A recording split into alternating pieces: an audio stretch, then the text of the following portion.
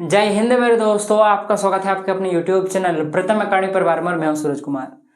तो बेसिकली आज हम लोग जो आपका क्लास 10th का जो आपका मैथमेटिक्स का जो सब्जेक्टिव पार्ट वाला जो मॉडल पेपर है ना, उसको आज हम लोग पूरा डिटेल में सॉल्यूशन करेंगे। ठीक है, बेसिकली टोटल 22 प्रश्न है आपके सब्जेक्टिव में मैथमेटिक्स में, तो उसको टोटल का टोटल आज के इस वीडियो में, एक ही वीडियो में कवर करने का काम करेंगे। तो इसी कारण से हो सकता है तो वीडियो लंबा होगा, हो सकता है क्या गारंटी वीडियो लंबा होगा, तो वीडियो को पूरा देखना है। अगर पूरा देख लेते हो और जो हम लोग इंपॉर्टेंट क्वेश्चंस करा रहे हैं उसको अगर आप लोग कर लेते हो ना, मतलब मॉडल पेपर प्लस हमारे थ्रू दिया गया इंपॉर्टेंट क्वेश्चंस, जो कि मैंने मैथमेटिक्स का सब्जेक्टिव का इंपॉर्टेंट क्वेश्चंस आपको दिया था, जिसमें टोटल मैंने 4 या 5 वीडियो बनाया हुआ है, 4 या 5 पार्ट बनाया हुआ है, वो देख लीजिएगा। और इसके बाद जस्ट ये वीडियो शूट करने के बाद से आपको फिर से इंपॉर्टेंट पार्ट मिलना शुरू हो जाएगा मैथमेटिक्स का, तो उसको भी अगर आप लोग देखोगे, मतलब मॉडल पेपर प्लस हम लोग का दिया हुआ इंपॉर्टेंट क्वेश्चंस, ये दोनों कर लेते हो। मैं बार बार इसीलिए इस बात को रिपीट कर रहा हूं कि मॉडल पेपर और हमारा द्वारा दिया गया इंपॉर्टेंट क्वेश्चंस को कर लेते हो तो आपके एग्जाम में 100% में बात कर रहा हूं, बहुत ही अच्छा नंबर आएगा। क्योंकि हम लोग ऐसे क्वेश्चंस आपको करा ही रहे हैं। मैंने ट्रिग्नोमेट्री के जितने भी क्वेश्चंस आपको कराए, आपने देखा मॉडल पेपर में सब का सब आया हुआ है। ठीक है ना, मॉडल पेपर का जितना क्वेश्चन है सब मैंने आपको पहले कराया हुआ है। तो उसी प्रकार से मैं आपको और भी क्वेश्चंस कराऊंगा, जिसको अगर आप लोग कर लेते हो तो फाइनल एग्जाम में तो आपको टेंशन लेना ही नहीं है। ठीक है, खैर वीडियो बहुत लंबा है, धीरे धीरे बात करते रहेंगे, कोई दिक्कत है नहीं। ठीक है ना। और बेसिकली अगर एक चीज बता दूं कि इससे पहले आपका सब्जेक्टिव तो अभी हो रहा है, ऑब्जेक्टिव का मैंने पार्ट अपलोड कर दिया था मैथमेटिक्स का, देख लीजिएगा। ठीक है, ऐसा नहीं कि ऑब्जेक्टिव नहीं डाला, ऑब्जेक्टिव डाल दिया था मैंने, वो नहीं देखें तो देख लीजिएगा। साइंस का भी ऑब्जेक्टिव डल चुका है, एसएसटी का, हिंदी का, इंग्लिश का, सबका ऑब्जेक्टिव डल चुका है चैनल में, नहीं देखे तो देख लीजिएगा। ये आपका देखा जाए तो अभी कुछ देर पहले पंकज सर एसएसटी का शूट कर रहे थे, तो शायद एसएसटी का आपको पहले मिलेगा, उसके बाद आपको मैथमेटिक्स का ये वाला वीडियो देखने को मिलेगा, फिर मैं आपको साइंस का शूट करके दे दूंगा। ठीक है ना, तो आपको टोटल आपको यही चैनल पर मिलेगा, कहीं भी जाने की जरूरत नहीं है। देखो हम लोग का सब्जेक्टिव सेक्शन बी से शुरू होता है। ठीक है, सेक्शन ए में आपका 30 ऑब्जेक्टिव प्रश्न है, जो कि मैंने करा दिया हुआ है अच्छे से। अब हम लोग section B, section C, section D पर बात करेंगे, जिस तीनों सेक्शन को मिलाकर, सेक्शन बी सी डी को मिलाकर टोटल 22 प्रश्न है। तो 22 का 22 देखेंगे हम लोग। तो सबसे पहला जो प्रश्न है, जो कि सेक्शन बी का है, जो कि 31 नंबर का प्रश्न है, बहुत ही सिंपल प्रश्न है। मैं आपको क्वेश्चन कहीं भी जहाँ पे मुझे अच्छा लगेगा मैं यहाँ पे शो कर दूंगा, आप लोग देख लीजिएगा। ठीक है, बेसिकली तो मैंने तो यहाँ पे अपना प्रिंट आउट निकाल लिया हुआ है क्वेश्चन को, ताकि मुझे आसानी हो पढ़ाने में। देखो क्वेश्चन है आपके पास, संख्या 6 और 20 के अभाज्य गुणनखंड विधि से HCF और LCM निकाले। देखो बाबू, ये प्रश्न ऐसा प्रश्न है, इसको सदाबहार प्रश्न, इसको कहीं टिक मार लो या कहीं पे लिख लो। एक प्रश्न 100% 99% चांसेस रहेगा कि आपका एग्जाम में आएगा। ऑब्जेक्टिव में तो रहता ही है, सब्जेक्टिव में 2 नंबर में आता है इस टाइप का प्रश्न। ठीक है, चलो तो बेसिकली आपको अभाज्य गुणनखंड विधि से, अभाज्य गुणनखंड विधि से 6 और 20 का आपको क्या निकालना है, HCF यानी कि हाईएस्ट कॉमन फैक्टर, LCM यानी कि लोएस्ट कॉमन मल्टीपल निकालना है। ठीक है, तो कोई दिक्कत नहीं, निकाल लेंगे। ठीक है, तो आपको क्या करना है, 6 और 20 का अभाज्य गुणनखंड करना है। चलो हम लोग करते हैं अभाज्य गुणनखंड, गुणनखंड करेंगे। ठीक है, किसका करेंगे, पहले 6 का करेंगे फिर 20 का करेंगे।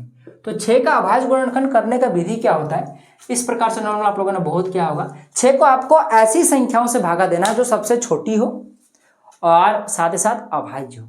जैसे अगर मैं 6 की एग्जांपल दूं तो 6 आपका 2 से कटता है। ठीक है ना, एक्चुअली 1 से भी कटता है, 2 से भी कटता है, 3 से भी कटता है और खुद 6 से कटता है। तो अब बात रहा है कि किससे भागा देना है आपको, तो आपको ना ही 1 से देना है, ना ही 3 से देना है, ना ही 6 से देना है, इसको 2 से देना है। क्योंकि भाई साहब एक अभाज्य संख्या है नहीं और आपको यहाँ पे अभाज्य गुणनखंड पूछा है, तो 1 को तो भूल जाओ, बचा 1 के बाद 2। 2 एक ऐसी संख्या है जो सबसे छोटा है, जो 6 को काटता है। 2 के बाद 3 है जो कि 2 से बड़ा है, इसलिए 3 से नहीं काटना है, 2 से काटना है। तो क्या करेंगे हम लोग, 2 से भागा देंगे। और यहाँ जिससे भी भागा देंगे, अभी बोलो कि जिसको भी यहाँ पे लिखेंगे वो एक अभाज्य संख्या होना चाहिए। ठीक है ना, जैसे अगर हम लोग 8 की बात करें तो 8 आपका 4 से कटता है, तो आपको 4 से भागा नहीं देना, क्योंकि 4 क्या एक अभाज्य संख्या नहीं है। तो अगर वो 4 से कटता है तो ऑटोमेटिकली बात होगा कि वो 2 से जरूर कटेगा, इसलिए आपको 4 की जगह पर उसको 2 से देना होगा। ठीक है, भागा। तो ये सभी चीजें होती है, छोटी छोटी चीजें, इस प्रकार से मैं इंपॉर्टेंट चीजें बताता रहूंगा बीच बीच में। ठीक है, तो देखो इसको 2 भागा तो कितना बार हो जाएगा, 3 बार में जाएगा और यह आगे नहीं जाएगा। तो यानी कि आप लोग 6 को क्या लिख सकते हो, 2 × 3। अब बहुत कोई इसको आगे में 1 भी लिख लेता है, 1 × 2 × 3, ठीक है, कोई दिक्कत है नहीं, सिंपल है, 1 भी लिख सकते हो, कोई दिक्कत है नहीं। चलो उसी प्रकार से अगर मैं 20 का अभाज्य गुणनखंड करूँ 20 का, तो ये 2 से जाएगा 10 बार में, फिर 2 से जाएगा 5 बार में, अब 5 तो आगे जाएगा नहीं, तो यानी 20 को आप लोग क्या लिख सकते हो। अच्छा बहुत को इसको ऐसे भी कर देता है, 5 से भागा देकर नीचे में 1 लिख देता है, तो ये भी सही है और एक्चुअली ऐसा ही सही है, ठीक है, तो ऐसे भी कर सकते हो आप लोग, कोई दिक्कत है नहीं।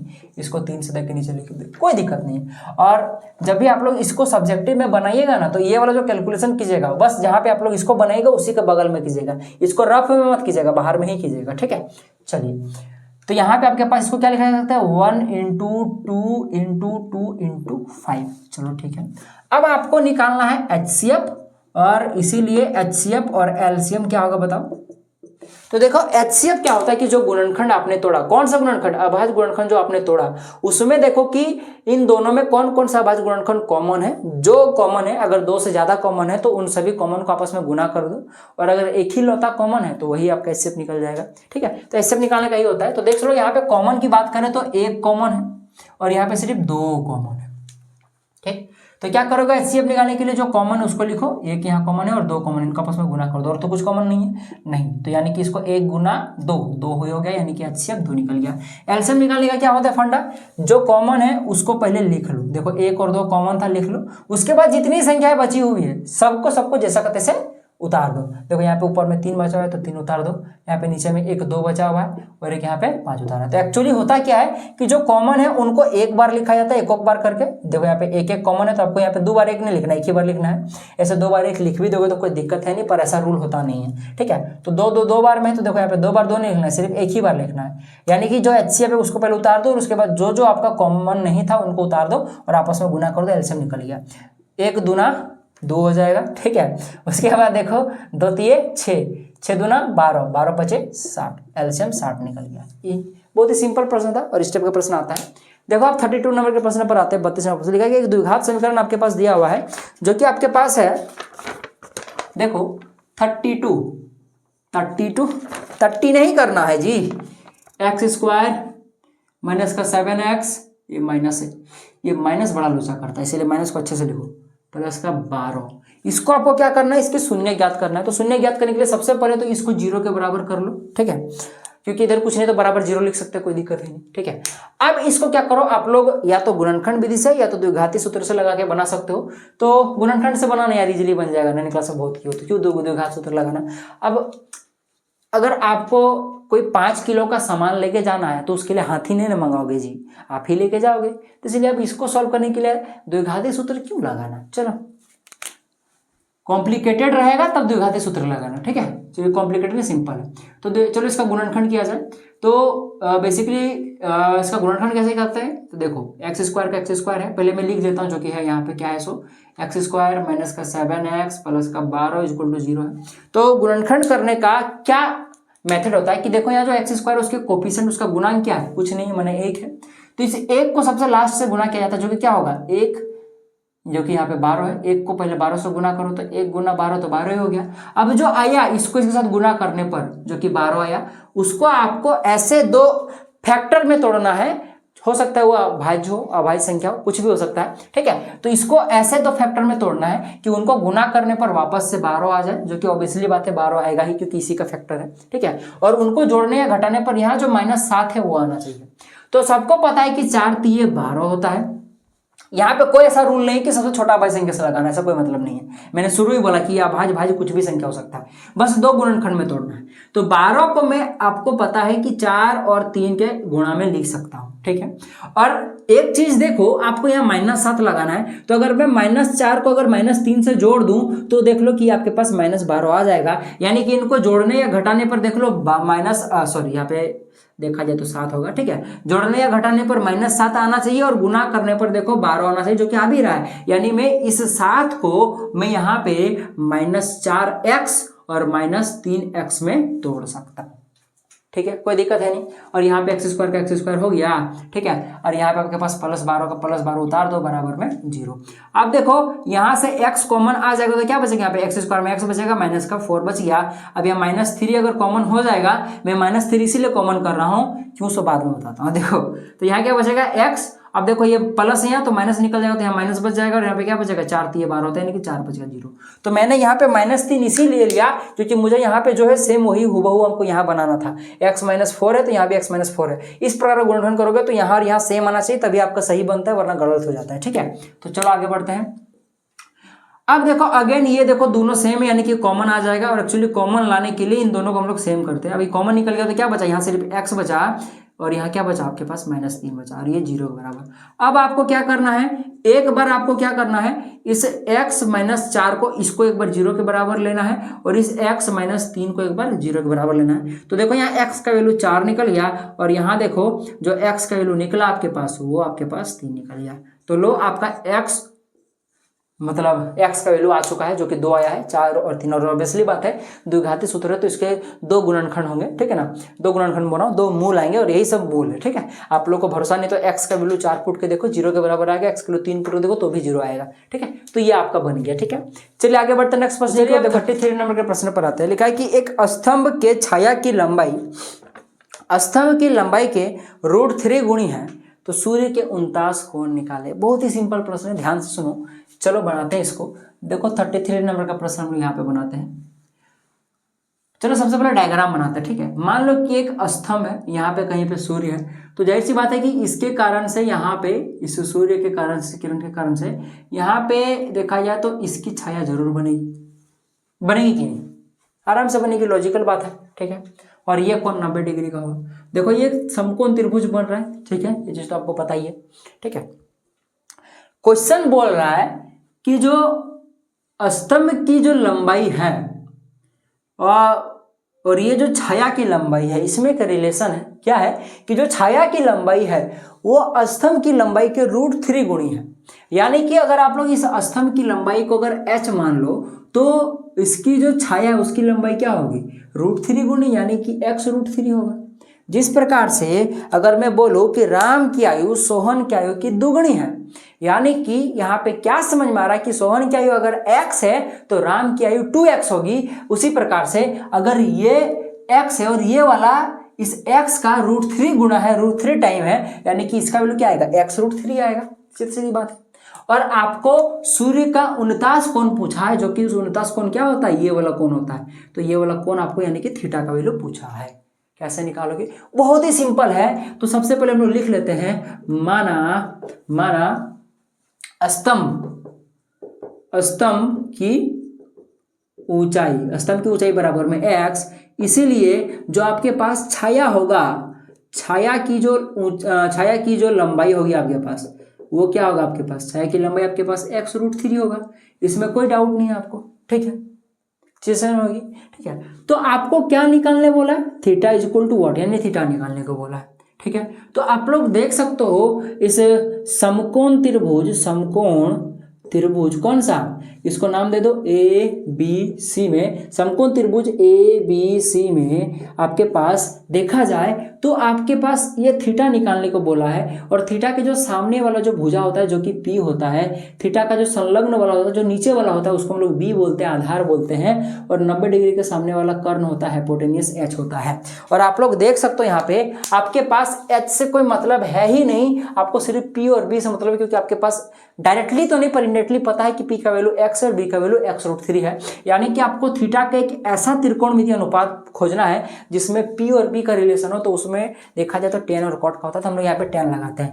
तो इसीलिए हम लोग क्या लगाएंगे, tan थीटा बराबर में क्या होता है, जो कि tan थीटा बराबर होता है P, जो कि AB है। P का वैल्यू क्या है, AB बटा में क्या होता है आपके पास, P बटा B होता है। B क्या आपके पास BC है। ठीक है, या फिर CB जो लिखना चाहो। ठीक है, अब देख लो AB का वैल्यू हम लोगों ने x रखा हुआ है और BC का वैल्यू हम लोगों ने x √3 रखा हुआ है। अब लोग देख सकते हो x कटा तो आपके पास क्या बचा, tan थीटा बराबर में आपके पास बचा 1 में √3। और सब कानों को पता है कि जो tan 30 डिग्री का जो वैल्यू होता है वो 1 में √3 होता है। यानी कि थीटा का वैल्यू क्या निकल गया बाबू साहब, 30 डिग्री। लो, यानी ये सूर्य का 49 कितना डिग्री का होगा, 30 डिग्री होगा। तो इस प्रकार से इस प्रश्न को बनाना था, देखना था कि क्या क्या दिया हुआ है। और ये थीटा के हिसाब से ये P बैठता है तो ये B बैठता है, तो P बीट में tan का रिलेशन होता है। तो tan थीटा से हम लोगों ने निकाला तो जो कि आया 1 √3। तो पता है थीटा का वैल्यू 30 डिग्री 1 √3 होता है, तो आपके पास थीटा आ चुका है। तो ये प्रश्न आपका बन गया। चलिए आगे बढ़ते हैं। देखो आपके पास 34 नंबर प्रश्न है कि एक एपी का पहला पद, यानी कि मान लो आपके पास 34 नंबर का प्रश्न में कोई एक एपी है, ठीक है, जो भी है, हमको यहाँ पे क्वेश्चन में दिया हुआ नहीं है, ठीक है। तो एपी का पहला पद यानी कि A1 या फिर बोलो ए आपके पास दिया हुआ है, जो कि कितना दिया हुआ है, 2 दिया हुआ है। आपके पास देखा जाए सार्व अंतर यानी कि जो डी का वैल्यू है, जिसको सार्व अंतर बोलते हैं, जो कि आपके पास कितना दिया हुआ है, 3 दिया हुआ है। तो 8वां पद निकालना है, यानी कि आपके पास A8 निकालना है, ठीक है, समझ में आ गया। तो चलिए यहाँ पे देख सकते हो कि A8 निकाला हुआ है, और एक फॉर्मूला होता है, चूंकि हमको पता है कि AN बराबर में होता है A प्लस का N-1 इंटू का D होता है। तो आपके पास A है, आपके पास D भी दिया हुआ है क्वेश्चन में, N नहीं पता है, तो N तो यही ना होता है जो A के नीचे होता है, तो A के नीचे 8 है, यानी कि N का वैल्यू कितना आपके पास 8 है। बस वैल्यू पुट कर दो, A8 निकालना है आपके पास, तो A8 का वैल्यू चलो निकालते हैं। A का वैल्यू जो कि 2 है, प्लस का N का वैल्यू क्या आपके पास, जो कि 8 है, ठीक है। तो 8-1 इंटू का D का वैल्यू 3 है। चलो आगे सॉल्व किया जाए, तो A8 बराबर में क्या हो जाएगा, यहाँ पे 2 का 2, अब देखो प्लस 8 में 1 गया 7, 7 गुणा 3 7 तिये 21, तो आपके पास 21 हो गया, ठीक है। चलिए आगे बढ़ते हैं।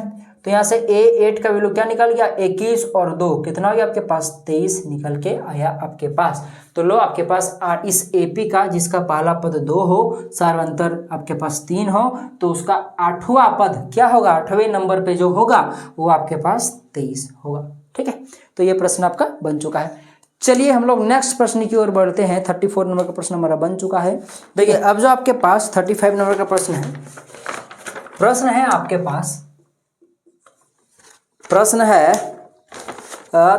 28 सेंटीमीटर त्रिज्या वाले वृत्ताकार तार को मोड़कर एक वर्ग बनाया गया है, तो वर्ग की भुजा की लंबाई ज्ञात कीजिए। यानी कि आपके पास एक वृत्ताकार तार है जिसकी त्रिज्या आपको दी हुई कितना, 28 सेंटीमीटर, ठीक है। तो ये जो तार है आपके पास वृत्ताकार, ये जो तार है, ठीक है, इसको मोड़ मारकर ठोक ठाक कर एक वर्ग बनाया गया है, ठीक है। तो आपको इस वर्ग की भुजा ज्ञात करनी है। आपको पता है कि वर्ग की सभी भुजा आपस में बराबर है, तो कोई भी अगर भुजा निकल जाए तो चारों का वैल्यू पता चल जाएगा आपको, ठीक है। तो देखो ये प्रश्न बहुत ही सिंपल है, तुरंत क्विक वेब से आप लोग बना सकते हो। देखो क्वेश्चन में बोला है कि ये जो वृत्ताकार जो आपके पास यहाँ पे एक ढांचा है, या फिर बोलो कि जो वृत्ताकार का जो ये तार है जिसकी त्रिज्या आपके पास 28 सेंटीमीटर है, ठीक है, इसी तार का उपयोग करके एक क्या बनाया गया है, वर्ग बनाया है। तो यहाँ समझने वाली फंडा ये है कि देखो अकॉर्डिंग टू क्वेश्चन यहाँ पे ये चीज समझ में आ रहा है कि ये जो वृत्ताकार जो तार है, वृत्ताकार तार का मतलब यहाँ से यहाँ से यहाँ से यहाँ से यहाँ तक, यानी इस वृत्त की परिधि की बात चल रही है। यानी कि यहाँ पे किसकी बात चल रही है, वृत्त की परिधि की बात चल रही है, ठीक है। तो ये जो वृत्त की परिधि है इसी को ठोक ठाक कर एक क्या बनाया गया, वर्ग बनाया गया है। तो बस यहीं पे चीज समझने की कि ये जो वृत्त की परिधि से अगर ये वर्ग बनाया गया है, यानी ये जो वर्ग का परिधि होगा ये भी वृत्त की परिधि के बराबर होगा। यानी कि मैं वृत्त की परिधि बराबर में यहाँ पे वर्ग की परिधि या फिर वर्ग की परिधि को हम लोग वर्ग का यहाँ पे वर्ग के टर्म में वर्ग का परिमाप बोलते हैं, ठीक है ना, वर्ग का परिमाप, ठीक है ना। परिधि तो भाई साहब वृत्त के लिए उपयोग किया जाता है, परिमाप तो देखा जाए तो यहाँ पे नॉर्मल इस प्रकार से आया तो वर्ग के लिए उपयोग किया जाता है। यानी कि वृत्त की परिधि वर्ग का परिमाप आपस में बराबर होगा, क्योंकि इसी वृत्त से ये वाला देखा जाए तो आपका वर्ग बना हुआ है। तो बस फॉर्मूला में पुट किया जाए तो देखो वृत्त की जो परिधि होती है वो क्या होता है, 2πr होता है, सबको पता है। और वर्ग का परिमाप क्या होता है, 4 गुणे भुजा। तो भुजा को मैं क्या करता हूँ, a मान लेता हूँ, ठीक है। अब आपको यही a का वैल्यू फाइंड आउट करना है, बहुत ही सिंपल है। बस वैल्यू पुट करो, 2 का 2 रखना है, गुना में पाई का वैल्यू 22/7 हो गया। r का वैल्यू कितना है, 28 है आपके पास, बराबर में 4 गुणे में a, ठीक है। अब देखो 7 चौका 28, ठीक है। अब यहाँ से देख सकते हो कितना हो जाएगा, 4 दूना 8, यानी हो जाएगा 8 गुना में 22 बराबर में देखो ये 4 जो है एक के साथ गुना में धरा के भागा में हो जाएगा, तो इधर क्या बचेगा, a बचेगा और a का वैल्यू निकल जाएगा। 4 दूना 8 यानी देख लो यहाँ पे 22 दूना 44, यानी a का वैल्यू फाइनली 44 आपके पास सेंटीमीटर आ चुका, क्योंकि देख लो ये सेंटीमीटर में दिया हुआ है, ठीक है। तो लो आपके पास इस वर्ग की भुजा आ गई है। फंडा बस इतना था कि इसी के परिधि का उपयोग कर कर एक वर्ग बनाया गया है, यानी कि इसकी परिधि और इसका परिमाप आपस में क्या होगा, बराबर होगा। बस इक्वेट करते जाओ, लास्ट में का वैल्यू निकल जाएगा। बहुत ही सिंपल प्रश्न था। चलिए 36 नंबर के प्रश्न पर आते हैं। देखो 36 नंबर प्रश्न लिखा है कि यदि r बिंदु a एवं b को मिलाने वाले रेखाखंड को मध्य बिंदु का मध्य बिंदु है तो y का मान ज्ञात कीजिए। यानी सपोज दैट कि यहाँ पे कोई एक बिंदु है जिसका नाम है आपके पास ए और इसका निर्देशांक आपको दे दिया गया है 6,5, ठीक है। और यहाँ पर कोई बिंदु है आपके पास बी, ठीक है, जिसका निर्देशांक आपको दे दिया गया है आपके पास 4,y, ठीक है। और इन दोनों के बीच में एक बिंदु यहाँ पे है जिसका नाम यहाँ पे क्वेश्चन के अकॉर्डिंग आर दिया गया है और इसका निर्देशांक आपको 5,6 दे दिया गया है। तो आपको ये बताना है कि जो आपके पास y है इसका वैल्यू क्या होगा।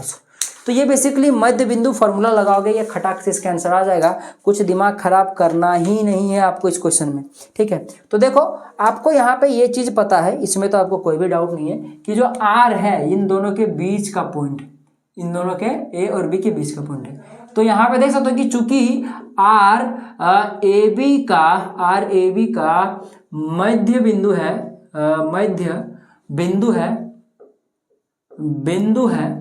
बिंदु है ना, तो इसीलिए हम लोग क्या लगा सकते हैं r का, इसीलिए बोल सकते हैं r का जो निर्देशांक होगा वो क्या होगा बताओ। जब भी कोई पॉइंट अगर दो पॉइंट के बीच में हो तो उसका एक फॉर्मूला होता है, उस r का निर्देशांक या फिर बोले उस मध्य बिंदु का निर्देशांक निकालने का एक फॉर्मूला होता है जो कि आप लोगों ने पढ़ा हुआ है।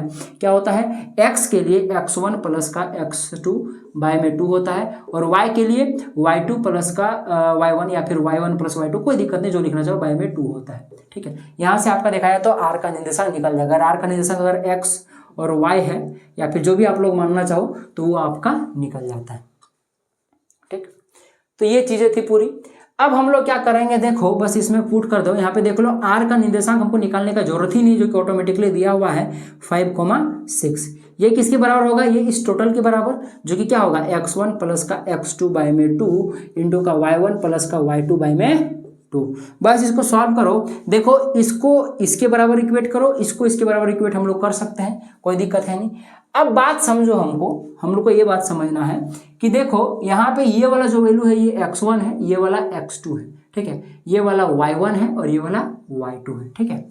तो देखा जाए तो यहाँ पे x1 और x2 का वैल्यू है, ठीक है, और यहाँ पे इस r का निर्देशांक में x का भी वैल्यू यहाँ पे है, क्योंकि ये जो होता है इसके लिए ये वाला फॉर्मूला प्रयोग होता है और इसके लिए ये वाला, यानी कभी ये निकालना होगा तो हमको इसका उपयोग करना पड़ेगा, ये निकालना होगा तो इसका उपयोग करना पड़ेगा। तो हमें इससे कोई मतलब ही नहीं है, एक्स वाले टर्म से कोई मतलब है नहीं, क्योंकि एक्स वाला टर्म यहाँ पे भी दिया हुआ है और यहाँ पे भी दिया हुआ है, यानी कि ये वाला फॉर्मूला हमको यूज ही नहीं करना है, हमको बस इससे मतलब है। इसलिए डायरेक्ट हम लोग इसका उपयोग करेंगे कि देखो 6 बराबर, इसीलिए या फिर लोगों की अब डायरेक्ट लिख दो।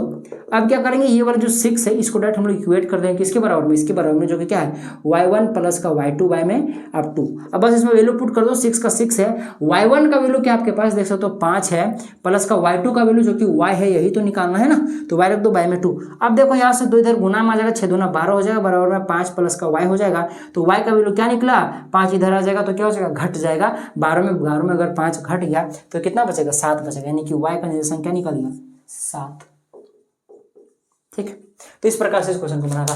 बस आपको पता था कि r इन दोनों का मध्य बिंदु है, यानी मध्य बिंदु का फॉर्मूला क्या होता है, अगर r का निर्देशांक अगर कभी निकालना हो जो कि एक मध्य बिंदु है तो उसका निर्देशांक x, y का फॉर्मूला क्या होता है x1 प्लस का x2, जो कि यहाँ पे x1 ये वाला होता है और इसके आगे वाला x2 होता है, ठीक है, बाय में 2 करना होता है, और y2 प्लस का y1 प्लस का y2 बाय में 2 जो होता है ये y का निर्देशांक निकालने का होता है, जहाँ पे y1 यहाँ पे होता है और y2 यहाँ पे होता है, ठीक है। अब आप लोग इसको इसके बराबर इक्वेट कर सकते हो, क्योंकि इसके लिए ही होता है, इसके लिए ही होता है, यानी कि इसको आप लोग इसके बराबर इक्वेट कर सकते हो, पर हमको इससे कोई मतलब ही नहीं है, इस वाले टर्म से कोई मतलब ही नहीं है, हमको बस इस y वाले टर्म से मतलब है, क्योंकि जो y हमको निकालना है वो y वाले टर्म में आता है, और y वाले टर्म में आता है। साथ ही साथ आपको देख सकते हो कि यहाँ और यहाँ का वैल्यू पता है आपको, यानी कि ये वाला वैल्यू और यहाँ पे y1 का वैल्यू पता है, y2 आराम से, जो कि हमारे पास y है यही निकालना था, आराम से निकल जाएगा, ठीक है। तो ये सारा माजरा था। चलिए आगे बढ़ते हैं, नेक्स्ट प्रश्न की ओर। 7 नंबर का प्रश्न है, ठीक है, 37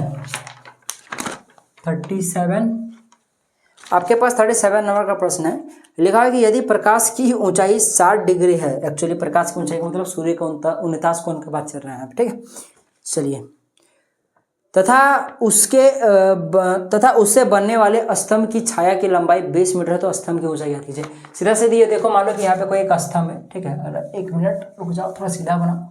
मान लो कि ये एक स्तंभ है, ठीक है, और इस स्तंभ की छाया यहाँ पे सूरज होने के कारण यहाँ पे बन रही है, सपोज दैट कि ये उसकी छाया है, ठीक है, और यहाँ पे सूरज की ऊंचाई का मतलब यहाँ पे ये वाला डिग्री दिया हुआ है, ये 60 डिग्री दिया हुआ है, ठीक है। आपको इस छाया की लंबाई, ये आपका स्तंभ है, ठीक है, और इसकी छाया ये वाला है, ठीक है। तो ये इसकी छाया की आपको दूरी आपको दे दिया गया है, यानी कि छाया की जो लंबाई वो दे दिया गया है 20 मीटर, और ये आपका देखा है तो स्तंभ है, और यही स्तंभ की लंबाई आपको निकालना, तो इसको हम लोग क्या मान लेते हैं, x मान लेते हैं। कोई दिक्कत नहीं है यहाँ तक, ठीक है।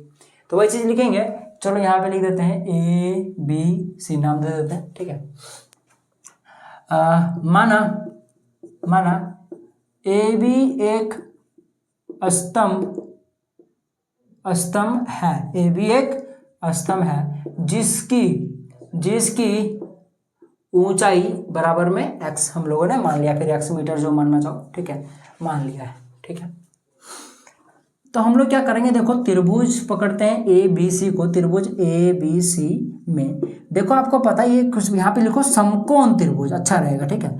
समकोण त्रिभुज ABC में, क्योंकि पर एक कौन सा त्रिभुज है, पर का समकोण त्रिभुज है, तो इस समकोण त्रिभुज ABC में थीटा का वैल्यू आपके पास 60 डिग्री पहले से मौजूद है, ठीक है। आपको ये x निकालना है, ठीक है, और इस थीटा के लिए देखा जाए तो सामने वाला p होता है, यानी कि आपके पास p का वैल्यू है यहाँ पे, अगर हम लोग बात करें इनडायरेक्टली तो, ठीक है। और इसके सामने वाला जो कि 20 दिया हुआ है, एक्चुअली b दिया हुआ है, क्योंकि थीटा के जस्ट नीचे वाला क्या होता है, b होता है, ठीक है। तो आपको थीटा के लिए एक ऐसा त्रिकोणमितीय अनुपात बताना है जिसमें p और b का रिलेशन होता है। तो सबको पता है कि tan थीटा जो होता है उसका जो होता है फॉर्मूला, वो लंब बटे में आधार होता है। लंब क्या आपके पास देखा जाए तो ए बी है, तो हम लोग यहाँ पे ए बी जिसको हम लोग पी बोलते हैं, ठीक है, ये हो गया, और बी यहाँ पे क्या आपके पास बी सी है। बस पुट कर दो, tan थीटा का वैल्यू यहाँ पे 60 डिग्री हो जाएगा, बराबर में ए बी का वैल्यू हम लोगों ने x माना हुआ है, बटे में बी सी का वैल्यू क्या आपके पास 20 है।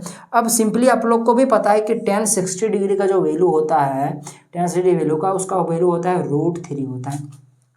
तो बस पुट कर दो, तो यहाँ पे tan 60 जगह पे √3 लिख सकते हैं, और यहाँ पे हो जाएगा x बटे में 20, √3 के नीचे कुछ नहीं मैंने 1 है, क्रॉस मल्टीप्लिकेशन कराओ तो ये हो जाएगा x का वैल्यू 20√3 मीटर। ये आपका आंसर निकल गया इसका, इस स्तंभ का, ठीक है। तो ये प्रश्न इस प्रकार से बनता, आई होप कि आप लोग को समझ में आ चुका है।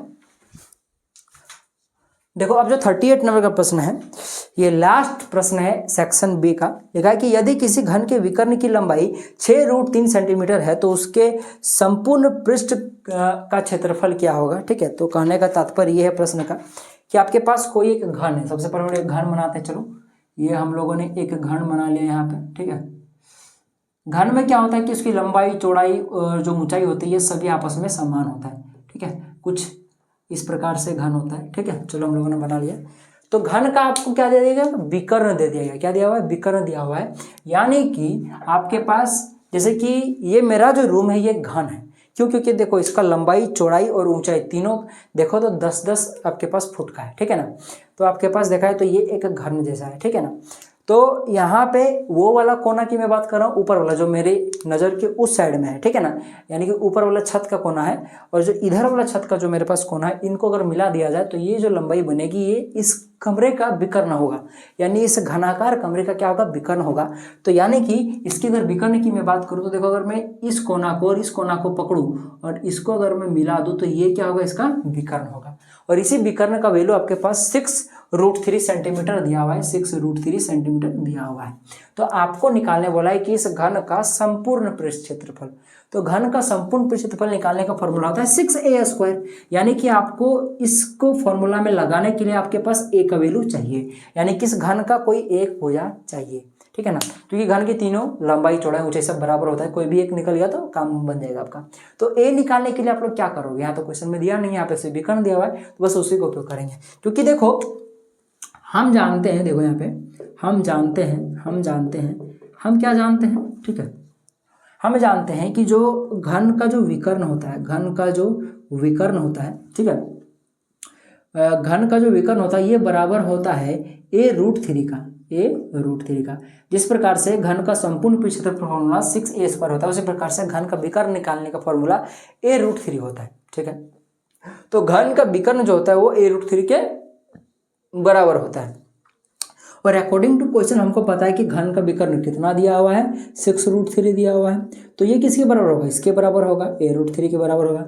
बस इसको क्या करो, इक्वेट करके सॉल्व कर दो। आपको a चाहिए तो √3 को इधर भागा में ले आओ, तो क्या हो जाएगा आपके पास 6√3 बटे में √3 बराबर में इधर a बच गया, √3 गया, यानी कि a का वैल्यू क्या निकल गया 6 सेंटीमीटर निकलेगा, क्योंकि ये सेंटीमीटर में दिया हुआ है। तो लो आपके पास भुजा आ गई है, तो अब आप लोग संपूर्ण पृष्ठ क्षेत्रफल निकाल सकते हो कि नहीं, आराम से निकाल सकते हो। तो यहाँ पे लिख लेना अतः, या फिर लिख लेना अकॉर्डिंग टू क्वेश्चन, घन का संपूर्ण पृष्ठ क्षेत्रफल बराबर में क्या होता है 6a²। अब वैल्यू पुट कर दो, 6 का 6 इंटू में a का वैल्यू कितना आपके पास 6 आया, तो 6 का स्क्वायर हो जाएगा यानी कि 36 हो जाएगा। गुना कर दो, 636 का 6 हाथ में रहा 3 चौथी 18 18 19 20 21 216 सेंटीमीटर स्क्वायर। तो देखिए जी, यहां से आपका सेक्शन सी शुरू होता है और सेक्शन सी का पहला ही प्रश्न बहुत ही जोरदार और बहुत ही इंपॉर्टेंट प्रश्न है। क्वेश्चन है आपके पास कि सिद्ध करें √2 एक अपरिमेय संख्या है। ये प्रश्न आपके बोर्ड एग्जाम में आने के 99% चांसेस हैं, ठीक है। तो देखो इस टाइप के क्वेश्चन को सिद्ध करने के लिए सबको पता है कि रूट वाली संख्या जो रूट से बाहर नहीं निकल पाती है, मतलब उसका जब रूट से बाहर निकलो तो वो पॉइंट में आती है, तो वो अपरिमेय संख्या होती है, ठीक है। तो √2 जो है ये एक अपरिमेय संख्या, इसको हमको सिद्ध करना है। तो सिद्ध करने के लिए हम लोग क्या करते हैं, इसका उल्टा मान लेते हैं। क्या मानते हैं कि माना √2 क्या है, एक परिमेय संख्या है।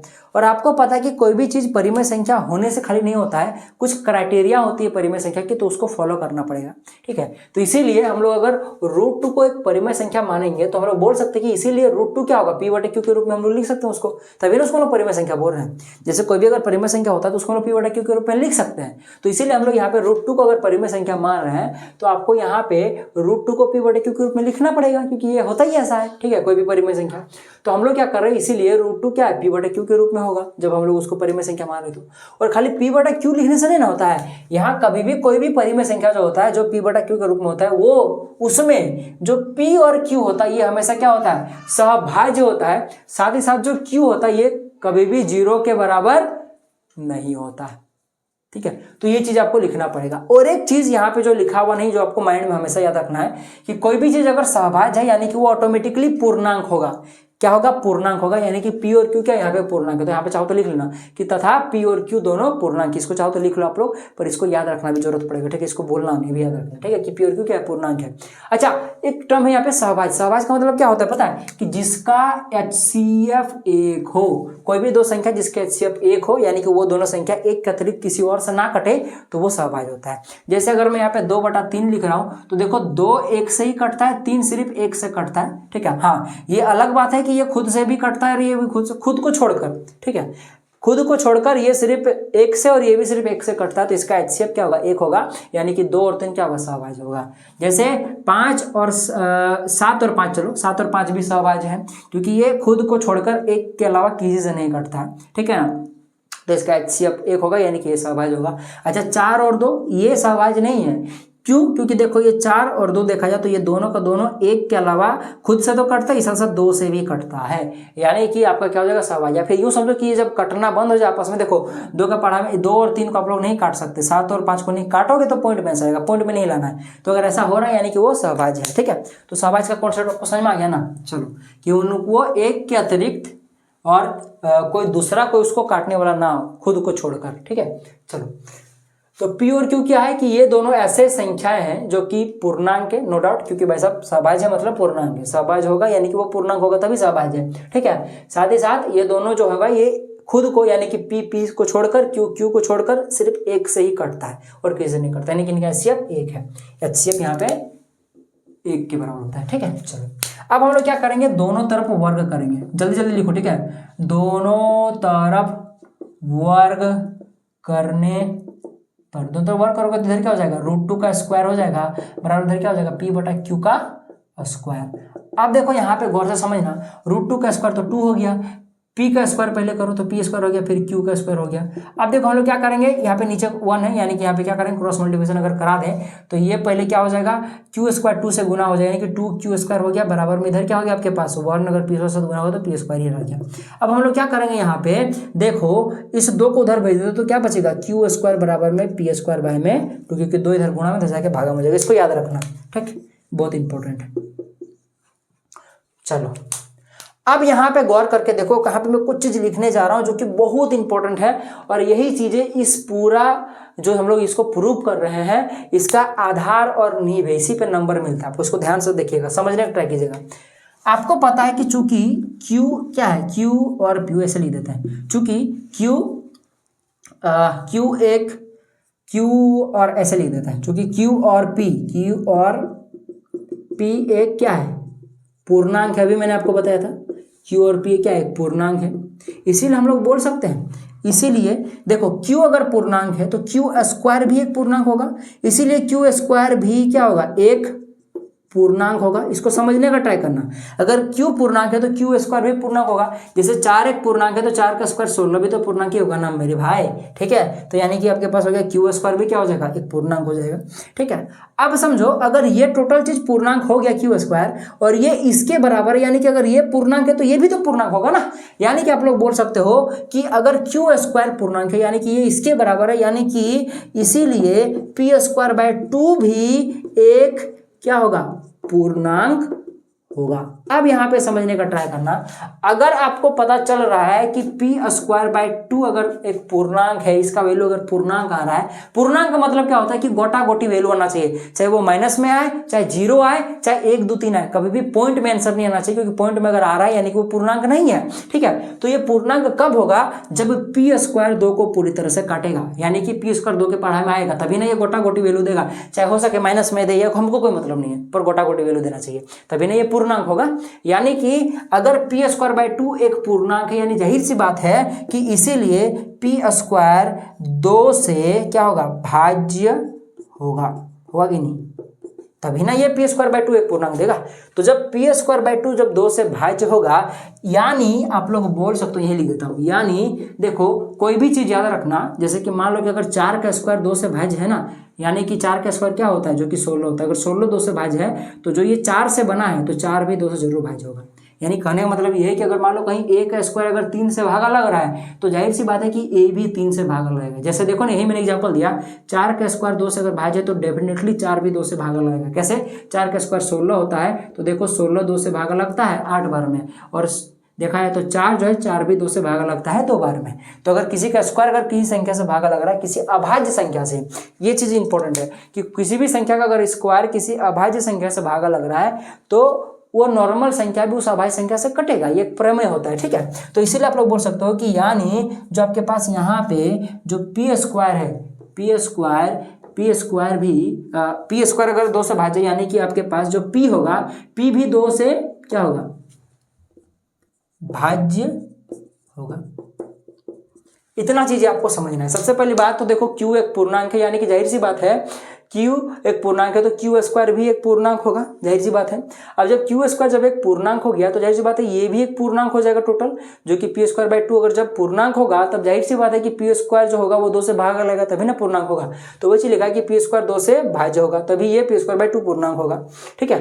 तो जब ये भागा लगेगा, यानी कि अगर पी स्क्वायर 2 से भागा लग रहा है, ठीक है, और 2 एक अभाज्य संख्या, यानी कि पी भी 2 से भागा लगेगा, तो वही चीज मैंने लिखा हुआ है। तो अब हम लोग क्या करेंगे, तो मान लेते हैं, माना हमको पता है कि जो p है वो 2 से भागा लग रहा है, तो माना जब हम लोग p को 2 से भागा देंगे तब कुछ मिलेगा जिसको हम लोग m मान लेते हैं। और यहाँ m क्या है, यहाँ क्या है, m एक क्या है, पूर्णांक है। अभी मैंने बताया ना पूर्णांक है, जब इसको भागा दोगे तो कुछ पूर्णांक आएगा, ठीक है। तो इसीलिए देख लो कि पी स्क्वायर 2 जब भागा लग रहा है, हम लोगों ने अभी देखा, तो इसका वैल्यू मान लो कोई m के बराबर आ रहा है, ठीक है, और m एक पूर्णांक है सपोज है, ठीक है। तो इसको समझ में आ गया आपके पास। अब हम लोग क्या करेंगे, यहाँ गौर करके देखो, अब इसको हम लोग क्या करेंगे, यहाँ पे क्रॉस मल्टीप्लिकेशन करा देते हैं, ठीक है। तो जब हम लोग इसको क्रॉस मल्टीप्लिकेशन कराएंगे तो क्या नीचे में कुछ नहीं मैंने 1 है, तो क्या हो जाएगा आपके पास, p बराबर में 2m आएगा कि नहीं, p बराबर में 2m आएगा। तो आप लोग इसको कुछ देर के लिए इसको आप लोग एक इक्वेशन नंबर 2 मान के रखो। इसके बाद हम लोग क्या करेंगे, देखो ये जो p का मान आया है 2m, इसको हम लोग क्या करेंगे, समीकरण नंबर 1 में पुट कर देंगे। तो लिखो यहाँ पे लिखो p का मान समीकरण 1 में रखने पर, समीकरण 1 क्या है आपके पास, देख लो क्यू स्क्वायर बराबर में पी स्क्वायर बाय में 2, तो p क्या है आपके पास, p का वैल्यू 2m है, तो मैं डायरेक्टली यहाँ पे p का वैल्यू रख देता हूँ 2m। तो यहाँ पे क्यू स्क्वायर का क्यू स्क्वायर रह गया समीकरण 1 के अकॉर्डिंग, और यहाँ पे जो p है, p के जगह पे क्या रख देंगे 2m, तो यहाँ p का स्क्वायर इसलिए 2m का स्क्वायर हो जाएगा, बाय में नीचे में 2 है। अब इसको थोड़ा सा एक स्टेप सॉल्व करो, ये क्यू स्क्वायर का क्यू स्क्वायर हो गया। अब देखो स्क्वायर अंदर आ जाएगा तो हो जाएगा 2 का 4 और यहाँ m स्क्वायर बाय में 2, 2 दूना 4, ये कट गया। यानी कुल मिलाकर क्यू स्क्वायर का वैल्यू क्या है आपके पास, 2m स्क्वायर निकल कर आया, ठीक है। अब एक काम करो, इस m को इस m को यही रहने दो, इस 2 को उधर भेज दो भागा में। तो यहाँ पे देखा जाए तो क्या बच गया आपके पास कि जो m स्क्वायर का वैल्यू आया, ठीक है, वो क्या हो जाएगा आपके पास क्यू स्क्वायर बाय में 2 हो जाएगा। ठीक है, अब इसको गौर से आप लोग थोड़ा सा एनालाइज करो। ठीक है, इसको अगर आप लोग गौर से एनालाइज करोगे तो देखोगे आप लोग यहाँ पे कि चूंकि देखो यहाँ पे m एक पूर्णांक है, ठीक है ना, तो इसीलिए m स्क्वायर भी क्या होगा, एक पूर्णांक होगा। अब जब m स्क्वायर एक पूर्णांक हो गया जो कि इसके बराबर, यानी कि यहाँ पे q स्क्वायर बाय 2 भी क्या होगा, एक पूर्णांक होगा। तो हम लोग बोल सकते हैं कि ये कब पूर्णांक होगा, जब q स्क्वायर 2 से पूरी तरह से कट जाए, विभाजित हो जाए। तो जब q स्क्वायर 2 से कटेगा तब यानी कि q भी क्या होगा, 2 से कटेगा, 2 से विभाजित रहेगा। तो जब q 2 से विभाजित है तो हम लोग वही करने वाले, फिर से मान लेते हैं कि q क्या है कि 2 से विभाजित है। तो q से जब 2 विभाजित होगा तो मान लो कि कुछ वैल्यू आएगा, कुछ पूर्णांक आएगा जिसको हम लोग n मान लेते हैं। जहां पे लिख दो यहाँ पे n एक क्या है, n एक पूर्णांक है। ठीक है, अब यहाँ पे समझने का ट्राई करना, यहीं पे सारा खेला है। ठीक है, इसको समीकरण नंबर 3 मान लो। ठीक है, अब समीकरण 2 और समीकरण 3 को देखो। ठीक है, समीकरण 2 एवं 3 से देखो, समीकरण 2 और 3 को एनालाइज करो तो आपको पता चलेगा कि p और q सहभाज्य नहीं है, जो कि हम लोगों ने यह माना हुआ है। क्योंकि कोई भी परिमेय संख्या जो p बटा q के रूप में होता है, जहाँ पे q और p जो होता है या फिर p और q जो होता है वो सहभाज्य होता है, जिसका HCF 1 होता है, यानी कि उनका उभयनिष्ठ गुणनखंड 1 के अलावा कोई नहीं होता, या फिर बोलो कि उनको 1 के अलावा कोई काटने वाला नहीं होता है, यूँ समझ लो। ठीक है, तो यहाँ पे क्या समझ में आ रहा है कि समीकरण 2 और 3 से देखो, 2 और 3 से यहाँ पता चल रहा है कि आपके पास समीकरण 2 और 3 से P और Q का एक के अतिरिक्त दो भी एक उभयनिष्ठ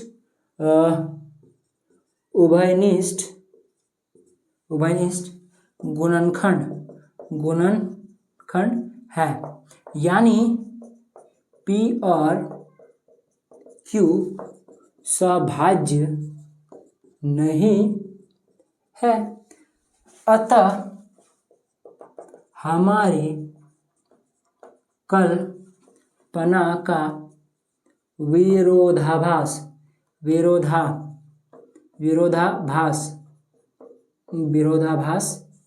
ये धौ है। ठीक है, विरोधाभास है, √2 एक अपरिमेय संख्या है। ये मैंने क्या क्या लिख दिया, मैं फिर से समझा देता हूँ। देखो, हमको यहाँ पे एक चीज समझ में आ रहा है कि देखो p का वैल्यू यहाँ से आपके पास 2m निकल कर आया। ठीक है, और जो आपके पास q है उसका वैल्यू आपके पास 2n निकल कर आया। तो जब मैं p और q को भागा दूंगा, यानी कि मैं 2m बटे में 2n को भागा दूंगा, देखो यहाँ पे 2 कट रहा है, यानी कि इन दोनों में 2 कॉमन है। अगर मैं इनका HCF निकालूं तो 2 HCF आ रहा है। ठीक है ना, दोनों में 2 कॉमन है, यानी HCF 2 आ रहा है। ठीक है ना, जो कि सहभाज्य नहीं है, क्योंकि सहभाज्य होने पर सिर्फ 1 आना चाहिए। जैसे कि 2/3 का जब मैंने एग्जाम्पल दिया था तो देख सकते हो कि इन दोनों में सिर्फ HCF 1 ही आ रहा है, क्योंकि इनमें कोई कॉमन है ही नहीं। पर इसमें देखो कॉमन देखा जाए तो आपके पास 1 के अतिरिक्त, 1 तो कॉमन है मानते हैं, पर 1 को छोड़ के इसमें देखो कि यहाँ पे 1 के अतिरिक्त 2 भी कॉमन आ रहा है, यानी कि HCF इनका 2 है। और जब HCF 2 है यानी कि किस बात का सहभाज्य, सहभाज्य होगा ही नहीं। यानी P और Q को जो हम लोगों ने √2 को जो हम लोगों ने P बटे Q के रूप में माना, जहाँ पे P और Q सहभाज्य है, ठीक है, ये फॉलो नहीं कर रहा है। क्यों? क्योंकि भाई साहब एक्चुअली बात है कि √2 क्या है कि एक अपरिमेय संख्या है। वही चीज मैंने लिखा है कि समीकरण 2 और 3 से ये पता चल रहा है कि P और Q का 1 के अतिरिक्त 2 भी एक उभयनिष्ठ यानी कि कॉमन गुणनखंड है। इससे ये पता चल रहा है कि P और Q क्या है कि सहभाज्य नहीं है, जो कि हम लोगों ने माना था P और Q को सहभाज्य, यानी कि जो हम लोगों ने माना था उसका विरोधाभास हो रहा है, क्योंकि यहाँ पे सहभाज्य नहीं निकल रहा है ये। ठीक है, तो यानी कि ऐसा क्यों निकल रहा है विरोधाभास? क्योंकि हम लोगों ने जो माना है वो गलत है। हमारा मानने का आधार ही गलत है कि √2 एक परिमेय संख्या। तो क्या है √2? तो √2 एक परिमेय संख्या है। बस इस प्रकार से इस क्वेश्चन को बनाना था। स्क्रीनशॉट ले लो, मैंने बड़े अच्छे से समझा दिया आपको। चलिए आगे बढ़ते हैं। देखो, अब जो आपके पास ये 14 नंबर का प्रश्न लिखा है कि 2 cosec स्क्वायर 30 डिग्री प्लस का x साइन स्क्वायर 60 डिग्री बराबर में 10 है, तो आपको x का मान निकालना है। ठीक है, तो देखो यहाँ पे ये x है, इसका वैल्यू निकालना है। तो इसका वैल्यू निकालने के लिए सबसे पहले आपके पास cosec 30 डिग्री का वैल्यू पता होना चाहिए, जो कि 2 होता है। साइन 60 डिग्री वैल्यू पता होना चाहिए, जो कि √3/2 होता है। अब आप लोग इजीली क्वेश्चन को क्रैक कर सकते हो, ठीक है।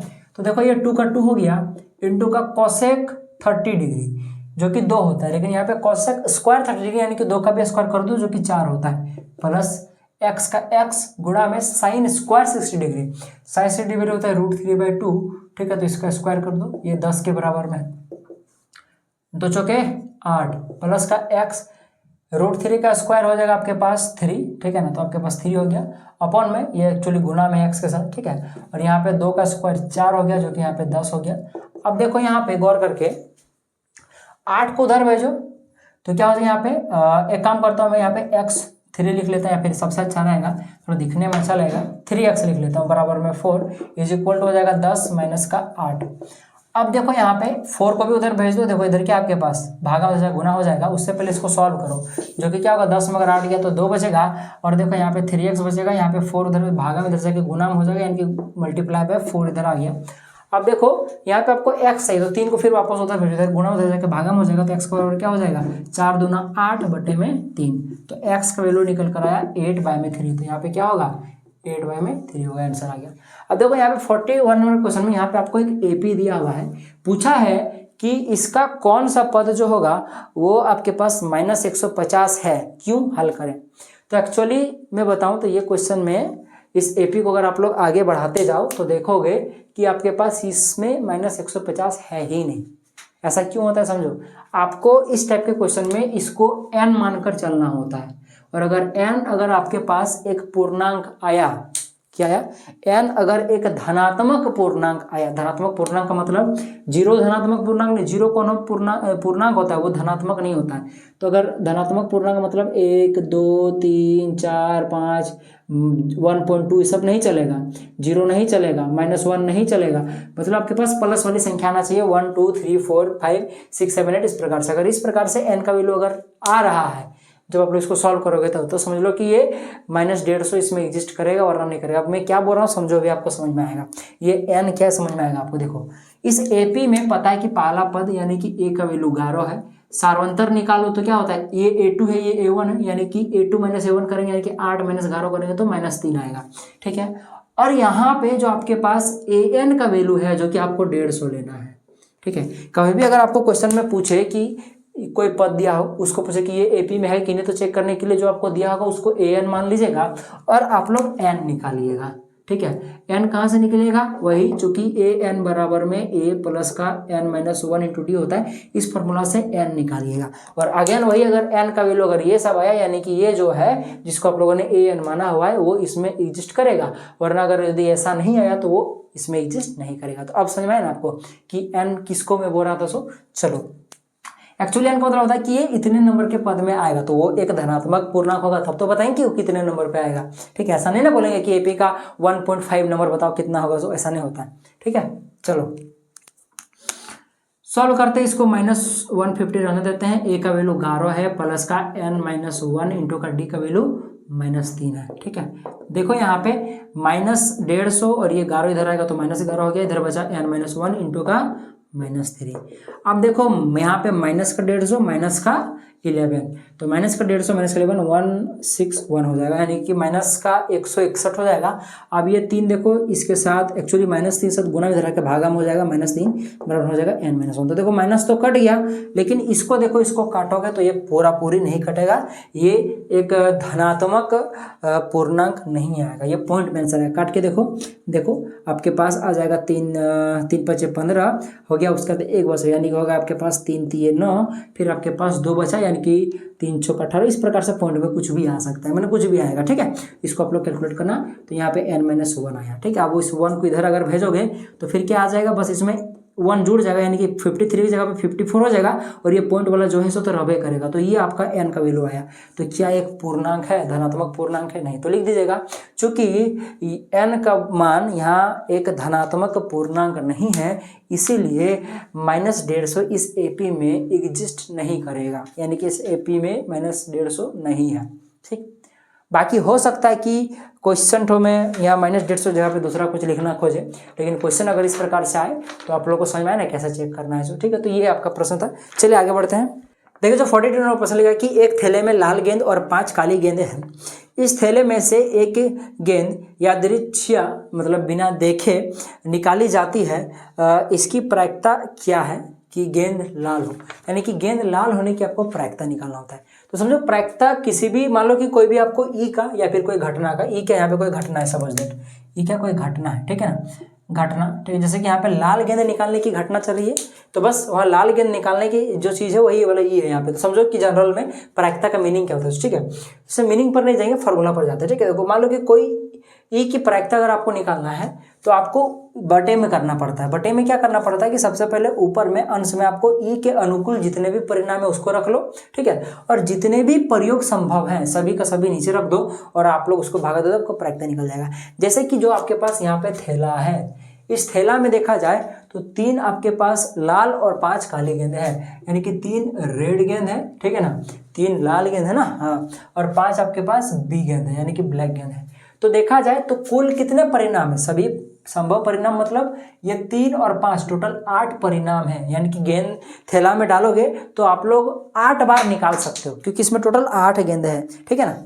तो 8 टोटल हो गया इसके कुल संभव परिणाम, ठीक है ना। और देखा जाए तो आपको ऊपर में क्या रखना है, जिसका पूछा है, किसका पूछा है, लाल वाला का पूछा है। तो लाल यहाँ पे कितनी गेंद है थैले में, 3 है, तो ऊपर में आपको 3 रखना है, तो हो जाएगा 3/8, जो कि यही आंसर हो जाएगा। बाकी इसको आप लोग चाहो तो और इसको फर्दर सिंप्लीफाई कर सकते हो, ठीक है ना। तो यही आपका सही आंसर हो जाएगा 3/8।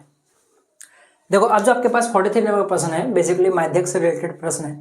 क्वेश्चन है आपके पास, देखो आपके पास नीचे दिए हुए बटन का माध्यक आपके पास 28.5 हो तो x और y का मान ज्ञात कीजिए। आपके पास एक सारणी दिया हुआ है, इसमें से ये वाला कोटेशन मैंने अपने से बनाया कि इसका जरूरत पड़ेगा, यहाँ तक दिया हुआ है, ठीक है। और इस क्वेश्चन का माध्यक भी आपको दे दिया गया पहले से, कितना दिया हुआ है पता है, माध्यक जो आपके पास दिया हुआ है माध्यक वो दिया आपके पास 28.5 दे दिया गया है, ठीक है। और आपको ये x और ये y का वैल्यू फाइंड करना है, ठीक। कैसे निकालोगे, बहुत ही सिंपल है। तो देखो सबसे पहले आपको ये समझना पड़ेगा कि इस क्वेश्चन का रिक्वायरमेंट क्या है। तो वो समझने के लिए आपको माध्यक का फॉर्मूला आना चाहिए, जो कि होता है L प्लस का n/2 माइनस का CF अपॉन में F इंटू का H होता है। अब यहाँ पे ये सभी चीज़ें आपको पता होना चाहिए। तो ये सभी चीज़ें पता करने के लिए सबसे पहले आपको संचय बारंबारता बनाना पड़ेगा। संचय बारंबारता जो कि CF होता है, ठीक है, इसको हम लोग CF से दिखाते हैं, जैसे कि यहाँ पे लिखा हुआ है, ठीक है। तो हम लोग सबसे पहले इसका संचय बारंबारता बनाएंगे। कैसे बनता है संचय बारंबारता, तो देखो जो सबसे पहला बारंबारता है इसको जैसा का तैसे उतार दो। उसके बाद क्या करो, जो यहाँ पे संचय बारंबारता ये बन गया इसका, अब इसको और इसको जोड़ो, तो इसको और x को जोड़ोगे तो क्या आएगा आपके पास x + 5। तो लो यही आपका यहाँ का संचय बारंबारता निकल गया। अब यहाँ का संचय बारंबारता निकालना है तो इसको और इसको जोड़ना पड़ेगा, यानी ऐसे ऐसे चलेगा, ठीक है।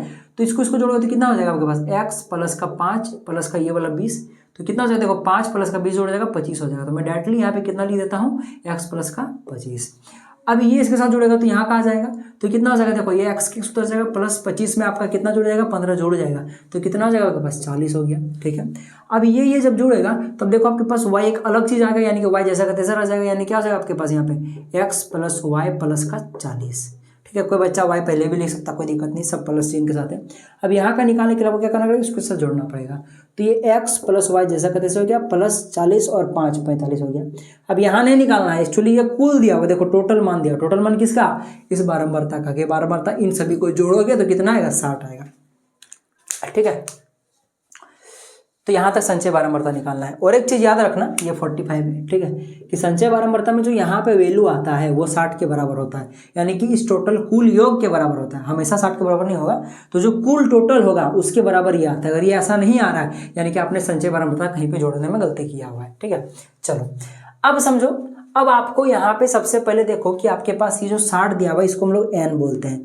n आपके पास कितना दिया हुआ है, 60 दिया हुआ है, ठीक है। तो 60 दिया हुआ है तो हम लोग क्या करते हैं, इसीलिए हम लोग सबसे पहले n/2 निकालते हैं।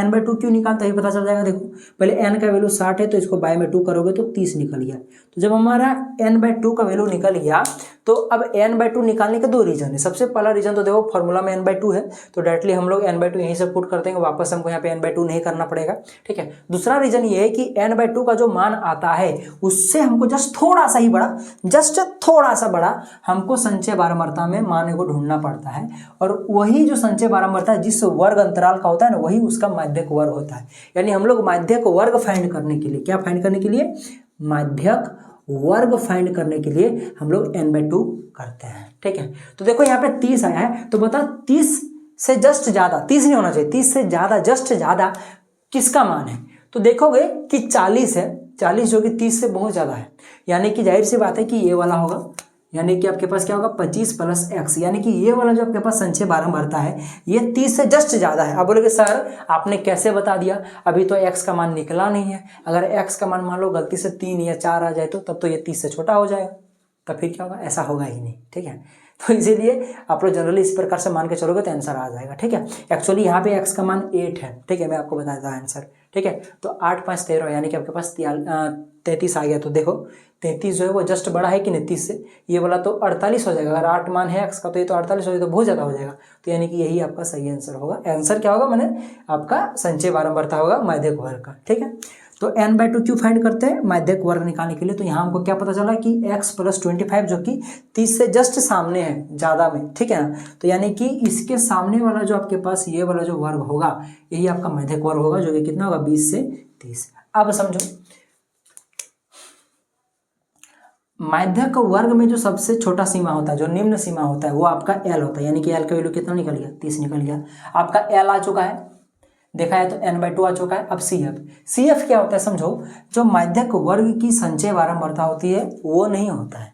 ठीक है, CF का मतलब संचय बारंबारता, मतलब ये मत समझ लेना कि माध्यक वर्ग तो सर ये वाला तो ये वाला होगा, ये नहीं होगा। संचय बारंबारता जस्ट ऊपर जो होता है वो आपका CF होता है, यानी कि ये जो संचय बारंबारता है इसके ऊपर में जो संचय बारंबारता होगा वो आपका CF का वैल्यू होगा, यानी CF का वैल्यू कितना होगा आपके पास, x + 5। अब आपको क्या निकालना है, f क्या होता है, इसमें कोई लोचा नहीं है, जो माध्यक वर्ग है उसकी जो बारंबारता होती है वही आपका f होता है, जो कि 20 दिया हुआ है। अब आपको h निकालना है, h क्या होता है, देखा है तो वर्ग माप होता है, यानी कि इन वर्गों के बीच का डिफरेंस, जो कि कितना कितना का है, 0 से 10, 10 से 20, 10 का डिफरेंस है, यानी कि h का वैल्यू कितना निकल गया आपके पास, 10 निकल गया। ठीक, अब वैल्यू पुट कर दो, l का वैल्यू कितना है आपके पास, l का वैल्यू आपके पास 30 है, प्लस का देखा जाए n/2 का वैल्यू कितना है आपके पास, l का वैल्यू 30 है ना।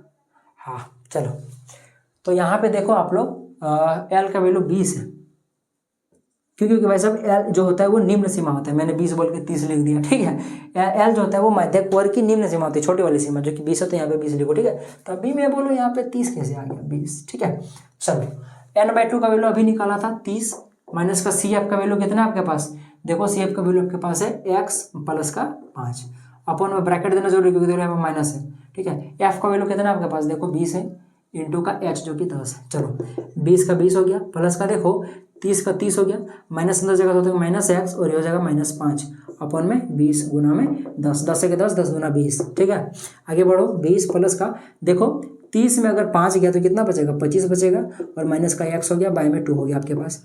अब देखो एक चीज़ हम लोग भूल रहे हैं क्या, कि देखो माध्यक का फॉर्मूला पुट करना, मैंने माध्यक का मान पुट करना, जो कि कितना आपके पास 28.5, तो ये भी किसके बराबर होगा 28.5, 28.5। ठीक है, तो अब क्या करते हैं, इस 20 को इधर ले आते हैं तो कितना हो जाएगा -20, बराबर में इधर कितना हो गया आपके पास 25, माइनस का x बाय में 2। अब देखो 28 में अगर 20 गया तो कितना बचेगा आपके पास, 8 बचेगा, यानी कि 8.5 बचा। देखो 2 इधर आपके पास भागा में, इधर जाके गुना में आ गया, यानी कि 2 इधर आपके पास आ जाएगा। ठीक है, और समझो आपके पास इधर बच गया आपके पास 25 माइनस x। ठीक है, अब इसको और गुना कर दो कितना हो जाएगा, 8 दूना 16, यानी कि 16 पॉइंट, अरे 8 दूना 16, 17 हो जाएगा, 8 8 16 और एक 17 हो जाएगा, कितना हो जाएगा आपके पास 17 आ गया, 17। अब ये 25 इधर आके घट जाएगा, जो कि कितना हो जाएगा आपके पास x का वैल्यू, इधर -x सिर्फ बचा हुआ है आपका। ठीक है, ये देखो 25 इधर आएगा तो माइनस में आ जाएगा, और यहाँ -x अभी भी बचा हुआ है। ठीक है, तो अगर आपका देखा जाए तो 25 में अगर 17 गया आपका 7 7 7 3 7 3 8 बचा, यानी कि -8 बचा, इधर हो गया आपके पास -x। ठीक है, x में माइनस और इधर 8 में माइनस, माइनस कट गया, यानी कि x का वैल्यू कितना निकल गया आपके पास 8 निकल गया। लो आ गया ना, मैंने बोला था ना x का वैल्यू 8 आएगा। तो देखो अब अगर यहाँ पे x का वैल्यू 8 पुट करते हो तो 8 यहाँ पे 8 और 25 कितना हो जाएगा, 8 5 13 33 आया। देखो तो 33 जस्ट 30 से ज़्यादा है, और यहाँ अगर 8 पुट करोगे तो ये 48 हो जाएगा, जो कि बहुत ज़्यादा हो जाएगा। तो इस प्रकार चेक कर सकते हो। और एक चीज़ चेक कर लो, अगर आपका y का वैल्यू भी निकालने वाला है ना, तो y का वैल्यू कैसे निकालेंगे हम लोग, देखो कि हम जानते हैं अभी मैंने आपको शायद बताया था कि ये वाला जो वैल्यू होता है ये इसके बराबर होता है, शायद का मैंने बताया था, यानी कि x प्लस वाई प्लस का 45 जो है वो किसके बराबर होगा, 60 के बराबर होगा। तो x का वैल्यू अगर 8 आया प्लस का y प्लस का 45 बराबर में अगर 60 हो गया तो यहाँ से हम लोग क्या निकालेंगे, y का वैल्यू निकाल लेते। तो देखो 45 में पहले 8 जोड़िए तो 45 में अगर 8 जोड़ेगा तो कितना हो जाएगा, 8 5 13 यानी कि 53 हो गया। 53 उधर से हो जाएगा यानी कि 60 माइनस 53। तो देखा जाए तो y का जो वैल्यू आपके पास आ गया यहाँ पे 7 निकल कर आया है, ठीक है। तो लो आपके पास x का वैल्यू 8 और y का वैल्यू आपके पास 7 आ गया। तो इस प्रकार से इस क्वेश्चन को बनाना था। आप लोग चेक कैसे कर सकते हो, देखो x और y का वैल्यू पुट कर दो, अगर 60 के बराबर आ रहा है यानी कि आपने सही बनाया और एक्चुअली सही भी है। चलो आगे बढ़ते हैं। जो 44 नंबर प्रश्न लेगा कि भूमि के एक बिंदु से जो मीनार के पाद बिंदु से 30 मीटर की दूरी पर है, ठीक है ना। मतलब मान लो कि भूमि यहाँ पे कोई एक बिंदु है, ठीक है, और यहाँ पे मान लो कि कोई एक मीनार है तो उसका पाद बिंदु है। तो इन दोनों का बीच का दूरी जो कि कितना दिया हुआ है, 30 मीटर दिया हुआ है, ठीक है। मीनार के शिखर का उन्नयन कोण 30 डिग्री, तो मीनार को जगह दीजिए, यानी कि इसको अगर आप लोग मीनार के शिखर से मिला दो इस बिंदु को, तो यहाँ पे जो कोण बन रहा है ये आपका 30 डिग्री दिया है, तो इसका वैल्यू निकालना। चलो इसको x मान लेते हैं, बहुत ही सिंपल है, ज़्यादा दिमाग खराब कुछ नहीं करना है, ठीक है। देखो इसको त्रिभुज ABC मान लो, तो त्रिभुज ABC में देखो थीटा का वैल्यू कितना दिया हुआ है, 30 डिग्री दिया हुआ है, इसको थीटा मान लो। तो इसके सामने वाला आपका P हो गया, ये नीचे वाला आपका B हो गया, ठीक है। तो डायरेक्टली tan थीटा फॉर्मूला लगा, इसीलिए tan थीटा बराबर में क्या हो जाएगा, P बटे में B, P क्या आपके पास AB है, बटे में B क्या आपके पास BC है। वैल्यू पुट करो, थीटा का वैल्यू 30 डिग्री यानी कि tan 30 डिग्री बराबर में क्या हो जाएगा, AB जो कि x माने है, BC जो कि क्या आपके पास 30 है, ठीक है। अब देखो tan 30 डिग्री वैल्यू 1 बटे में √3 होता है, जो कि वो बराबर होगा x बटे 30 का। क्रॉस मल्टीप्लिकेशन कराओ तो देखोगे ये क्या हो जाएगा आपके पास 30 बटे में x √3। अब देखो यहाँ पे x सही है तो √3 को इधर भेजो, तो देखोगे एक काम करता हूँ मैं x को इधर लिखता हूँ, इसको उधर भेज देता हूँ, यानी कि 30। अरे कुछ नहीं किया यार, देखो x को रन दो, इसको इधर भेज दो, क्या हो जाएगा 30 बटे में √3, इधर क्या बचा x। तो बस मैंने x को इधर लिख दिया, इसको मैंने उधर लिखा है, बस और कुछ नहीं किया मैं, ठीक है, थोड़ा स्मार्ट बना जाए। अब देखो रूट में देखा जाए तो अंश में तो ठीक है, हर में आपके पास रूट वाली संख्या जो कि सही नहीं है, तो आप लोग इसका या तो रेशनलाइजेशन कर दो, √3 से गुना कर दो, या फिर आप लोग क्या कर दो, चलो पहले √3 से गुना ही कर देते, कोई दिक्कत नहीं है। तो क्या हो जाएगा आपके पास, ऊपर बचेगा 30 √3 अपॉन में आपके पास क्या हो जाएगा 3 हो जाएगा, 3 10 से 30 यानी कि 10 √3 आपका आंसर आएगा। किस में आएगा आपका, ये मीटर में आएगा, ठीक है। तो इस मीनार की ऊंचाई क्या आ गया 10 √3 मीटर। एक्चुअली हर में रूट वाली संख्या रखना थोड़ा अच्छा नहीं होता है, ठीक है, नेगेटिव माना जाता है, तो इसलिए नेगेटिव मतलब अच्छा नहीं माना जाता है, तो इसलिए उसको मैंने हर परिमेयकरण कर दिया, तो आपका ये आंसर आ गया, ठीक है। देखो अब जो 45 नंबर प्रश्न है, देखो इसमें क्या है कि देखो एक 7 सेंटीमीटर वाले एक घनाकार ब्लॉक के ऊपर एक अर्धगोला रखा हुआ है, सॉरी, अर्धगोले का अधिकतम व्यास क्या होगा। सबसे पहले समझो कि यहाँ पे घनाभाकार ब्लॉक है, देखो ये घनाभाकार दिख रहा है, ठीक है। इसका एक भुजा आपको 7 सेंटीमीटर दिया हुआ है, यानी कि इसकी लंबाई चौड़ाई ऊंचाई सब इसकी क्या होगी 7 सेंटीमीटर होगी, ठीक है, 7 सेंटीमीटर दिया हुआ है। और इसके ऊपर में टोपी के रूप में एक अर्धगोला रखा हुआ है, ठीक है। तो आपको बताना है कि इस अर्धगोला का मैक्सिमम जो व्यास है वो कितना हो सकता है। तो जाहिर सी बात है, अरे भुजा इसका 7 सेंटीमीटर, तो इसका भी व्यास तो अधिकतम व्यास 7 सेंटीमीटर ना होगा। तो लिखिएगा यहाँ पे अर्धगोले का जो होगा, अर्धगोले का अधिकतम जो आपके पास व्यास हो गया वो कितना निकल गया आपके पास 7 सेंटीमीटर निकल गया, ठीक है। तो आगे क्वेश्चन में बोला है कि ये जो आपका जो ठोस बना है इसका आपका पृष्ठ क्षेत्रफल क्या होगा। तो आपको निकालना है अकॉर्डिंग टू क्वेश्चन, ठोस का आपको निकालना है पृष्ठीय क्षेत्रफल निकालना है। तो ठोस का पृष्ठ क्षेत्रफल कैसे निकलेगा, तो पहले समझो कि ये ठोस बना किससे। सबसे पहले एक घन है, उसके ऊपर में एक टोपा है, किसका है, टोपा अर्धगोले का। तो आपको सबसे पहले घन का पृष्ठ क्षेत्रफल निकालना पड़ेगा। घन का पृष्ठ क्षेत्रफल क्या होता है 6a² होता है, उसमें जोड़ देना पड़ेगा किसको, इस अर्धगोले के पृष्ठ क्षेत्रफल को। किसको जोड़ देना पड़ेगा, इस अर्धगोले के पृष्ठ क्षेत्रफल को, जो कि अर्धगोले का जो पृष्ठ क्षेत्रफल होता है वो क्या होता है आपके पास 2πr² होता है ना, 2πr² होता है, ठीक है, क्योंकि संपूर्ण क्या होता है 4πr², हाफ कर दो 2πr² हो गया, ठीक है। तो ये इस टोटल ब्लॉक का आपका पृष्ठ क्षेत्रफल निकल जाएगा। लेकिन बात यहाँ पे ये है कि गौर करके देखो कि आप में जो ये निकाला, समझ रहे ट्रैक करना, आपका एक घनाभ है, जैसे कि देखो ये जो आपके पास घनाभ है इसके ऊपर में टोपी रखा हुआ है जो कि क्या एक गोला है। तो आप लोग अगर इसका टोटल आपको पृष्ठ निकालना है तो आपको ये घन वाला और ये गोला वाला जोड़ना पड़ेगा। लेकिन इसमें एक चीज आपको घटाना पड़ेगा, ये जो आपका गोला का जो पेंदिया है जो कहाँ पे रखा हुआ है, ये इस घनाभ के टोपाठों में रखा हुआ है, मोड़िया में रखा हुआ है। तो वो जो जगह वो घेर रहा है, ये जो कौन, ये अर्धगोलाठ, वो वाला तो आपको घटाना पड़ेगा ना, वरना ये भी इंक्लूड हो जाएगा। तो जो एक्चुअल पृष्ठ क्षेत्रफल उससे ज्यादा आंसर आएगा। तो वो वाला एक्चुअल ऐसा ना हो उसके लिए आपको ये वाला जहाँ पे रखा हो उसको तो घटाना पड़ेगा, जो कि किया है। देखो एक प्रकार का वृत्त है, यानी कि आपको यहाँ पे पाई आर स्क्वायर घटा देना पड़ेगा, क्योंकि पाई आर स्क्वायर क्या होता है, वृत्त का क्षेत्रफल होता है। ठीक है, तो ये आपका फाइनल आंसर आ जाएगा अगर आप लोग इसको सॉल्व कर देते हो। तो चलिए इसको सॉल्व करते हैं। देखो सबसे पहली बात तो आपके पास व्यास दिया तो पहले आर निकाल लेते हैं, यानी कि यहाँ से यहाँ तक का दूरी जो कि कितना होगा 7/2 होगा। ठीक है, चलो तो इसीलिए आप डायरेक्ट पुट करते हैं, 6 का 6 हो गया, इंटू का ए का वैल्यू आपको देखा जाए तो 7 दिया हुआ है। ए क्या है, बेसिकली घन का एक भुजा है जो कि 7 दिया हुआ है, तो 7 का स्क्वायर डेट में 49 लिख देता हूँ। ठीक है, डायरेक्टली करते हैं 49 क्योंकि बहुत लंबा वीडियो हो चुका है। 2 इंटू का आपके पास देखा जाए तो पाई का वैल्यू 22/7 लेना है, क्वेश्चन में बोला है। जब तक 3.14 लेने को ना बोले तब तक 22/7 ही लीजिएगा। आर का जो वैल्यू है वो आपके पास 7/2 है, लेकिन यहाँ पे आर का स्क्वायर है तो 7/2 इंटू 7/2 हो गया, इसमें माइनस कर देना है आपके पास। एक्चुअली रुको, यहाँ पे हम लोग ऐसा क्यों करने जा रहे हैं, एक थोड़ा सा ध्यान दो तो आसान हो जाएगा आपके लिए। देखो गौर से, यहाँ भी पाई आर स्क्वायर है, यहाँ भी पाई आर स्क्वायर है, तो देखो 2 पाई आर स्क्वायर में अगर 1 पाई आर स्क्वायर घट गया तो क्या बचा, एक ना पाई आर स्क्वायर बचा।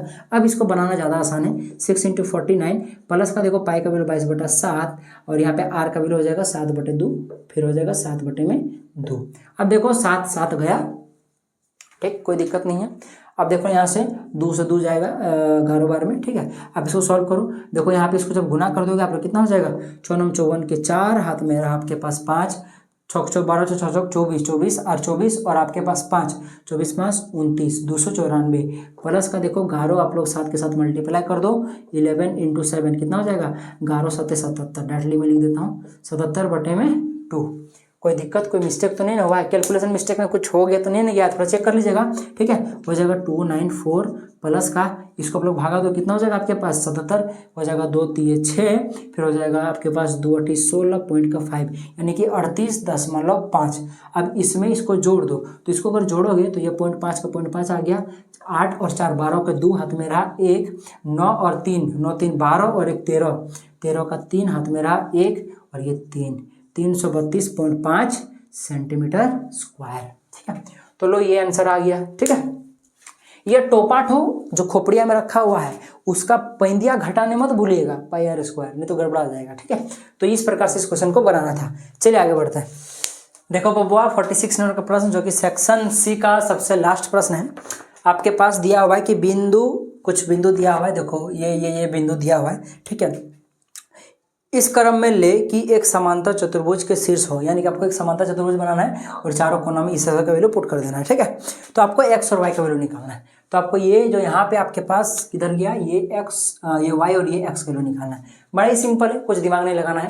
ठीक है, क्या करना है, देखो आपको क्या करना है, डायगोनल बनाना है, पहले विकर्ण बनाना है। तो इसको इससे मिलाओ, ठीक है, इसको इससे मिलाओ। तो जब दो विकर्ण एक समांतर चतुर्भुज के जब कटते हैं तो यहाँ पे जो है जिस बिंदु पे कटते हैं वहां से अगर आप लोग देखोगे तो एक खास चीज होता है। क्या होता है कि यहाँ से यहाँ तक का दूरी और यहाँ से यहाँ तक का दूरी आपस में बराबर होता है, यानी कि आपस में जब वो कटते हैं विकर्ण तो एक दूसरे को समद्विभाजित करते हैं। ठीक है, तो यानी कि ये और ये भी क्या हो जाएगा, आपस में बराबर होगा, यानी कि ये वाला दूरी बराबर होगा, ये वाला दूरी आपस में बराबर होगा। ठीक है, तो अब हम लोग क्या करेंगे, फटाक से आंसर निकालने का ट्राई करेंगे कि देखो हमको पता है कि ओ जो है, सबसे पहले हम लोग ए सी को पकड़ते हैं। देखो ओ देखा जाए, ओ ए सी का क्या है, मध्य बिंदु है। ओ ए सी का मध्य बिंदु है कि नहीं है, देखो ओ जो है वो AC का मध्य बिंदु, क्योंकि ये और ये दूरी आपस में बराबर है, तो हम लोग क्या करेंगे डायरेक्टली मध्य बिंदु का फॉर्मूला लगाएंगे। तो इसीलिए O का जो निर्देशांक होगा, इसीलिए O का जो निर्देशांक होगा, निर्देशांक जो होगा वो क्या होगा बताओ। मध्य बिंदु का फॉर्मूला अभी मैंने बताया था, क्या हो जाता है x1 प्लस का x2 बराबर में 2, और y के लिए y1 प्लस का y2 बाई में 2 होता है। ठीक है, चीज़ें क्लियर हो गई है। अब यहाँ पे देखा जाए तो x1 और x2 का वैल्यू क्या है, देखो यह आपका पहला वाला x1 है तो ये आपका x2 होगा। ठीक है, ये अगर y1 है तो ये क्या होगा आपके पास y2 होगा, तो वैल्यू पुट कर दो। ठीक है, तो देखा जाए तो ओ कंडीशन क्या आएगा, x1 जो कि आपके पास 1 है प्लस का आपके पास x2 जो कि आपके पास x है, तो ये रहने दो बाय में 2 हो गया, इंटू का देखो आपके पास y1 का वैल्यू कितना आपके पास 2 है, प्लस का y2 का वैल्यू 6 है, अपन में 2। तो देखो यहाँ पे 2 और 6 8 हो गया, तो 8 मैं डायरेक्टली लिख देता हूँ। यहाँ पे 8 को 2 से काटोगे तो 2 चौके 8, तो मैं डायरेक्टली यहाँ पे 4 लिख देता हूँ। तो यहाँ से आपका ओ बिंदु का जो निर्देशांक निकल गया वो ये निकल गया। क्या निकल गया आपके पास, यहाँ पे एक ये x का निकल गया और ये y का कोऑर्डिनेट का निकल गया। ठीक है, अब फिर से हम लोग क्या करेंगे, o का निर्देशांक निकालेंगे। अब देखो ये o जो है ये जो आपके पास db है, इसका भी तो मध्य बिंदु है ना, या फिर bd का भी तो मध्य बिंदु है ना। तो देखो यहाँ पे लिखेंगे o bd का क्या है, मध्य बिंदु है कि नहीं। ये देखा जाए तो o इसका भी मध्य बिंदु है और इसका भी मध्य बिंदु, क्योंकि ये दूरी बराबर है। तो हम लोग फिर से क्या करेंगे, इसीलिए o का निर्देशांक क्या होगा, निर्देशांक बताओ क्या होगा, जब आपका BD पकड़ेंगे तब क्या होगा, अगेन वही फॉर्मूला x1 प्लस का x2 बाय में 2, y1 प्लस का y2 बाय में 2। अब इस केस में जो x1 होगा वो यहाँ पे होगा, x2 आप लोग चाहो तो इसको x1 मानो, क्योंकि देख लो BD लिख रहे हैं, एक काम करते इसको x1 मानते हैं। ठीक है, जो मानना चाहो कोई दिक्कत नहीं, आंसर आएगा क्योंकि बीच में प्लस होता है। ठीक है, इसको आप लोग x2 मान लो, इसको आप लोग y1 मान लो, ठीक है, इसको आप लोग y2 मान लो। ठीक है, जो मानना चाहो कोई दिक्कत है नहीं। ठीक है, चलो तो x1 का वैल्यू क्या आपके पास, देखो उधर आपके पास 4 है तो 4 हो गया, प्लस का x2 का वैल्यू कितना आपके पास 3 है, 3 हो गया बाय में 2। ठीक है, अब देखो y1 का वैल्यू कितना आपके पास, देखो y है तो मैं y लिख देता हूँ, प्लस का देखो y2 का वैल्यू क्या आपके पास 5 है तो मैं 5 लेता हूँ बाय में 2। सॉल्व किया जाए 4 3 7, यानी कि ये 7/2 आया, और ये किसके बराबर हो जाएगा, देखो y प्लस का 5। तो मैं एक काम करता हूँ, इसको देखो यहाँ पे चर वाली संख्या बाद में, तो मैं यहाँ पे बाद में लिख देता हूँ, यानी कि लिख देता हूँ x प्लस का y। नहीं भी लिखोगे तो रहने दो, उतना दिमाग नहीं लगाना है, y प्लस का 5 बाय में 2। ठीक है, तो देखो जब हम लोगों ने इस रेखाखंड को पकड़कर बनाया मध्य बिंदु का फॉर्मूला से, तब आपका ये निर्देशांक निकला ओ बिंदु का। जब हम लोगों ने ये वाला रेखाखंड पकड़ के बनाया मध्य बिंदु का फॉर्मूला लगाकर ओ का निर्देशांक निकला, तो ये निकला। तो अब एक चीज बताओ, निकला तो दोनों ओ का निर्देशांक ना, निकला तो दोनों इस बिंदु का निर्देशांक ना। ऐसा तो है नहीं कि जब ये वाला पकड़े तब ये ओ कहीं और होगा, ये वाला पकड़े तो ओ कहीं और होगा, नहीं होगा, क्योंकि ये ओ फिक्स जगह पे है। यानी कि जो ये निर्देशांक आया है और ये जो निर्देशांक है, ये दोनों आपस में क्या होंगे, बराबर होंगे। क्यों, क्योंकि भाई साहब दोनों एक ही बिंदु का निर्देशांक है। ठीक, अब मेरा मम्मी मुझे छोटू बुलाते क्योंकि मैं घर में सबसे छोटा हूं, और पंकज सर मुझे देखा जाए तो सर बोलते हैं, तो भाई साहब बोल तो मुझे ही रहे ना। ठीक, तो बात यहाँ पे यही है कि देखो, यानी कि आपके पास यहाँ पे 7/2 और यहाँ पे जो आपके पास y प्लस का 5 हो गया बाय में 2, ये बराबर होगा किसके बराबर, इसके बराबर में 1 प्लस का x बाय में 2 और ये 4। अब बस इसको इक्वेट कर दो, इसको इसके बराबर में लो, इसको इसके बराबर में लो। ठीक है, तो क्या हो जाएगा 7/2, 7/2 किसके बराबर हो जाएगा, x 1 प्लस का x बाय में 2 का, और जब इसको y प्लस का 5 बाय में 2 को जब आप लोग इस 4 के बराबर लोगे तो आपका y का वैल्यू यहाँ से निकल जाएगा। तो देखो यहाँ से क्रॉस मल्टीप्लिकेशन कराओगे, चलो डायरेक्टली दो को काटो ना यार, कट जाएगा। ठीक है, थोड़ा स्मार्ट बनो। ठीक है, तो ये 1 इधर जाएगा तो क्या हो जाएगा, घट जाएगा, यानी कि x का वैल्यू क्या निकल कर आया, 6 निकल गया। यहाँ देखो आप लोग, यहाँ से देखो आपके पास देखा है तो नीचे में 1 है, कुछ नहीं है, तो ये 2 जगह गुना हो जाएगा 4 के साथ, तो कितना हो जाएगा, y प्लस का 5 बराबर में 4 दूना 8, तो y का वैल्यू क्या आ जाएगा, 5 माइनस हो जाएगा, यानी कि 3 आंसर आ गया। तो देखा जाए तो x का जो यहाँ पे वैल्यू आया है वो कितना आया है, x का वैल्यू आपका निकला 6, तो यहाँ पे 6 होगा, और यहाँ पे देखा जाए तो y की जगह पे 3 होगा, तो आंसर आ गया आपका। ठीक है, चलिए आगे बढ़ते हैं। देखो अब जो 47 नंबर का प्रश्न है, क्वेश्चन आप लोग पढ़ लीजिएगा, लंबा है। ठीक है, मैं डायरेक्टली समझा देता हूँ। ठीक है, आपको क्वेश्चन में डायरेक्टली पूछा है कि शेष बचे पानी का आयतन निकालना है। अब क्या चीज बोल रहा है, देखो आप क्लियर करता हूँ। एक आपको ठोस दिया हुआ है, इस ठोस का अगर मैं बनावट की बात करूँ तो एक शंकु है, उसके नीचे में एक अर्धगोला लगा हुआ है। ठीक है, तो शंकु की ऊंचाई आपको 120 दिया हुआ है, और इस शंकु की जो त्रिज्या है उसको 60 सेंटीमीटर दिया हुआ है। साथ साथ ये जो गोला है इसकी भी त्रिज्या आपको 60 सेंटीमीटर दिया हुआ है।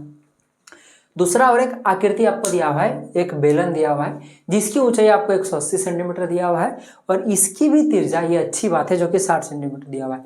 यानी तीनों आकृति का त्रिज्या आपको 60 दिया हुआ है। तो यानी कि हम लोग तीनों को आर मान सकते हैं, कोई दिक्कत नहीं, सेम वैल्यू है। लेकिन इसकी ऊंचाई देखो 120 है, इसकी 180, इसीलिए मैंने क्वेश्चन में जब हम लोग फॉर्मूला पुट करेंगे तब कोनो कंफ्यूजन ना हो, इसीलिए इसको हम लोग छोटा एच मानेंगे शंकु वाला को, और बेलन वाला को बड़ा एच मानेंगे। ठीक है, चलो क्वेश्चन ये है कि इस बेलन में मान लो पानी पूरा लबालब भर दो, ठीक है, और इस ठोस आकृति को इसमें डाल दो। तो डालोगे तो जाहिर सी बात है कि बेलन का पानी कुछ बाहर उछल के गिर जाएगा। तो उछल के पानी गिरने के बाद कुछ तो पानी इसमें बचेगा ना, देखो इस गैप सब में बचेगा। तो कितना पानी बचा वही पूछा हुआ है, शेष पानी का आयतन निकालना है। तो सबसे पहली बात तो आपको ये पता होना चाहिए कि कितना पानी निकला। कितना पानी निकलेगा? जितना इस ठोस का आयतन हो, किसी ठोस को तो इसमें डाल रहे हैं ना।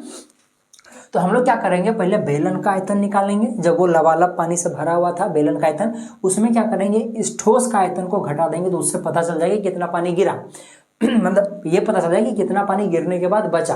तो इसीलिए क्या करेंगे, इसका आयतन निकालेंगे, जो कि क्या होता है, बेलन का पाई आर स्क्वायर एच। यहाँ पे एच बड़ा से माने हुए इसलिए बड़ा एच लिखे हुए, उसमें घटा देंगे किसको, शंकु, इस ठोस के आयतन को, जो कि इस टोटल ठोस का आयतन क्या है, इस टोटल ठोस का आयतन शंकु का आयतन प्लस का इस अर्धगोले का आयतन। शंकु का आयतन क्या होता है 1/3 पाई स्क्वायर एच, प्लस का गोले का आयतन क्या होता है 2/3 पाई आर क्यूब। अब इसको आप लोग खुद से सॉल्व कर लीजिएगा, बेसिकली कुछ नहीं करना है। आप लोग आसान करने के लिए क्या कर सकते हो, देखो यहाँ से सबसे पाई आर स्क्वायर है तो सबसे कॉमन निकल जाएगा पाई आर स्क्वायर। यहाँ पे सिर्फ आर क्यू, तो यहाँ पे सिर्फ एक आर बच जाएगा। ठीक है, सबसे कॉमन निकल जाएगा। बस ध्यान रखना कि बड़ा एच का वैल्यू यहाँ पे 180 है और छोटा एच का वैल्यू यहाँ पे 120 है। तो यही चीज़ें पुट कीजिएगा, कोई दूसरा चीज़ पुट मत कर दीजिएगा। बाकी नॉर्मल बनाइएगा, थोड़ा लंबा जाएगा कैलकुलेशन, इसको आप लोग खुद से कीजिएगा। ठीक है, कमेंट करके मुझे बताइएगा आंसर। देखो अब जो 48 नंबर का प्रश्न है, बड़ा अच्छा प्रश्न है, आपका ट्रिग्नोमेट्री में दिया हुआ है क्वेश्चन 2। ठीक है, क्वेश्चन आपके पास देखो, कोई एक सीधा राजमार्ग इस प्रकार से, ठीक है, और यहाँ पे एक मीनार है। तो ये सीधा राजमार्ग इस मीनार के पाद बिंदु तक जाता है, यूँ समझो। ठीक है, तो इस मीनार के छत पर बोलो कि यहाँ पे टॉप से एक मान लो बच्चा या कोई आदमी है, एक कार को देखता है, जो कि यहाँ पे सपोजिट इस कार को ऐसे करके वो देखता है, और जो देखता है इसका अवनमन कोण दिया हुआ है, कितना दिया हुआ है 30 डिग्री दिया हुआ है, यानी कि ये वाला कोण आपको 30 डिग्री दिया हुआ है। ठीक है, और याद रखना अवनमन कोण और उन्नयन कोण का मान बराबर ही होता है, यानी कि ये 30 डिग्री है, यानी कि ये भी आपको 30 डिग्री दिया हुआ है, यानी कि ले देख के समझो कि यही आपको दिया हुआ है। ठीक है, और जो ये कार है ये इसी की ओर जा रहा है, इस मीनार के पाद बिंदु की ओर जा रहा है, और एक समान चाल से जा रहा है, एक समान चाल से जा रहा है। तो 6 सेकंड तक ये गाड़ी गया एक समान चाल से, वो मान लो यहाँ पर आ गया। ठीक है, तो अब ये बच्चा क्या कर रहा है, वापस इस कार को देख रहा है। तो 6 सेकंड तक ये जब चला, यहाँ पहुँच गया, तब इसका जो अवनमन कोण बना ना, वो कितना डिग्री का बन गया, 60 डिग्री का बन गया, यानी कि ये भी कोण कितना डिग्री हो गया, 60 डिग्री हो गया।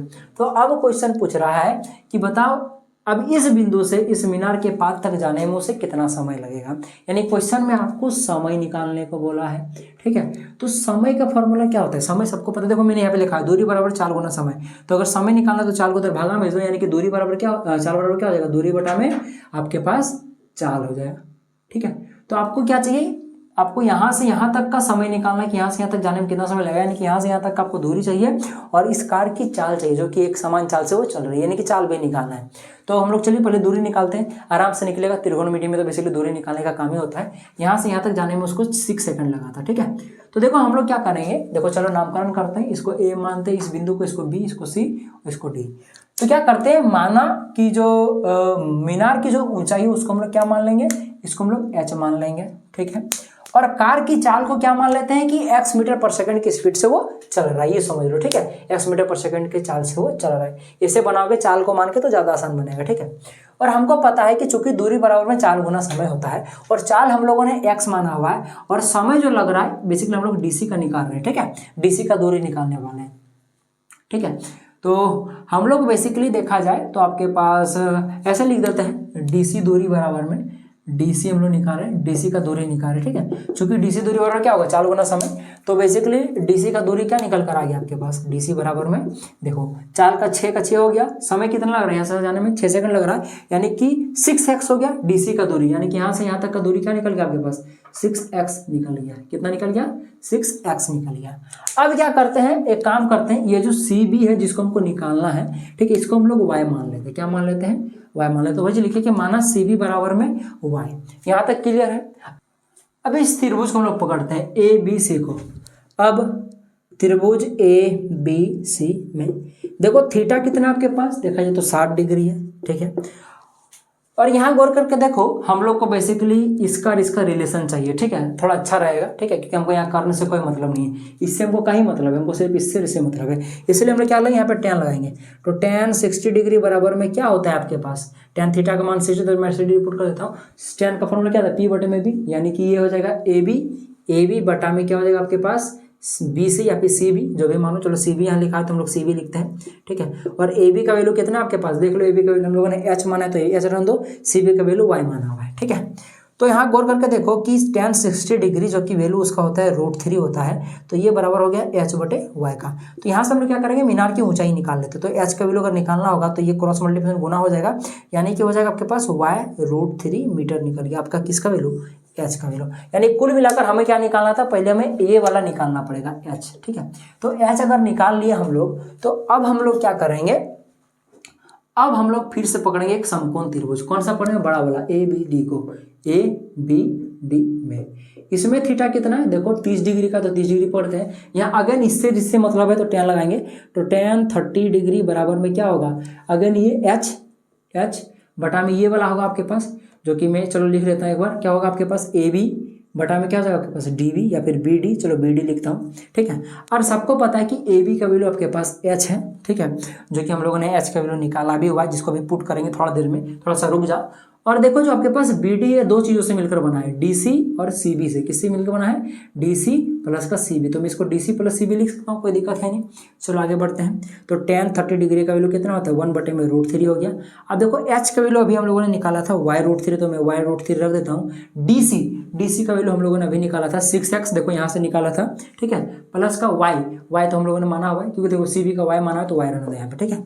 चलो क्रॉस मल्टीप्लिकेशन कराओ, तो ये साथ गुना होगा तो 6x प्लस का y हो गया, बराबर में ये इसके साथ गुना होगा तो क्या हो जाएगा, y इंटू का देखो √3 गुना होगा तो 3 हो जाएगा, यानी कि 3y हो गया, ठीक है। अब देखो इस y को उधर ले जाओ तो क्या हो जाएगा 6x बराबर में इधर आपके पास क्या हो गया, y इधर घट जाएगा इस 3y के साथ, तो क्या हो जाएगा आपके पास 2y हो गया।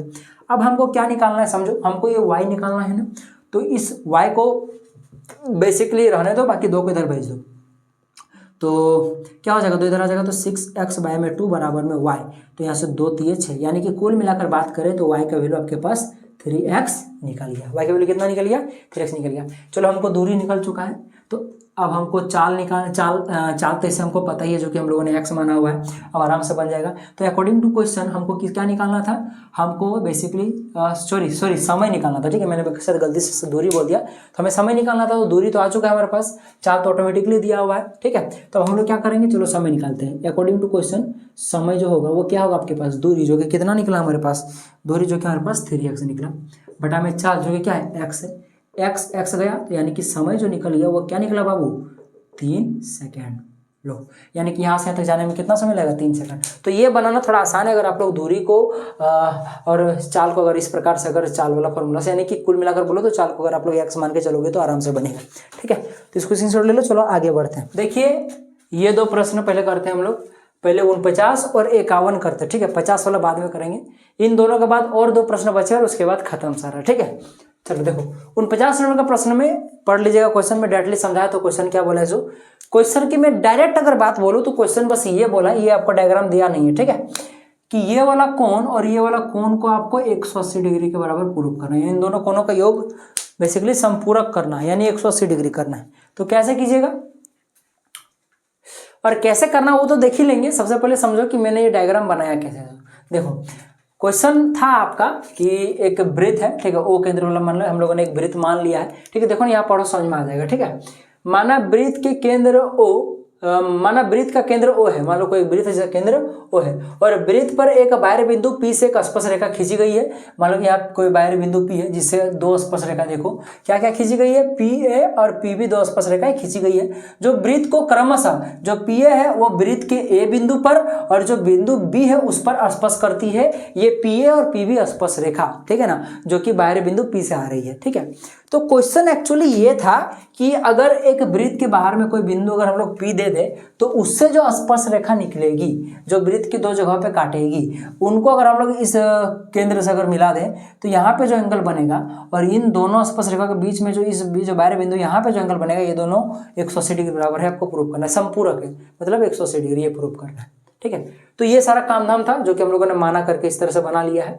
अब देखो हमें सिद्ध करना, वही मैंने बताया कि AOB और जो आपके पास APB जो है इसको आपको 180 डिग्री बराबर प्रूव करना है। तो यही क्वेश्चन है। ठीक है, तो देखो कुछ रचना करते हैं हम लोग। ऐसे पूरा तो रचना हम लोगों ने नहीं किया हुआ है, पर फिर भी थोड़ा सा और है, कुछ एक्स्ट्रा एक्टिविटी करते हैं। क्या करते हैं कि OA तथा OB को मिला देते हैं। देखो OA और OB को मिला देते हैं। ठीक है, अब क्या करेंगे, यहाँ तक तो हमारा रचना वाला पार्ट खत्म हो गया। अब हम लोग क्या करेंगे, यहाँ से प्रमाण शुरू करते हैं। प्रमाण देखो, प्रमाण देने के लिए बहुत ही सिंपल है। देखो आपको क्या करना है, देखो गौर से कि आपको पता है कि PA क्या है कि एक स्पर्श रेखा है और जो OA है वो क्या एक त्रिज्या है, और सबको पता है कि एक वृत्त का मान लो कि ये एक स्पर्श रेखा है जो कि इस बिंदु Q पर मान लो टच करता है। ठीक है, तो इस Q को अगर मान लो इस वृत्त के केंद्र से अगर मैं मिलाऊं ना, तो यहाँ पे जो कोण बनता है वो 90 डिग्री का बनता है। यानी स्पर्श रेखा और त्रिज्या के बीच का जो एंगल बनता है वो 90 डिग्री का होता है। यानी कि ये वाला एंगल जो बनेगा, जिसका हम लोगों ने नाम 1 दिया हुआ है, इस कोण का नाम हम लोगों ने 2 दिया हुआ है, इस कोण जो 1 का वैल्यू होगा वो 90 डिग्री होगा, इसको समीकरण 1 मान लो। इसी प्रकार से ये स्पर्श रेखा, ये त्रिज्या यानी कि कोण 2 जो होगा ये भी आपका 90 डिग्री होगा, इसको समीकरण 2 मान लो। अब समीकरण 1 और 2 को जोड़ दो तो देखो लेफ्ट हैंड साइड जुड़ेगा, कोण 1 कोण 2, और राइट हैंड साइड जुड़ेगा तो 90 90 180 आपका हो गया। यानी कोण A प्लस कोण B का मान कितना हो गया, 180 डिग्री हो गया।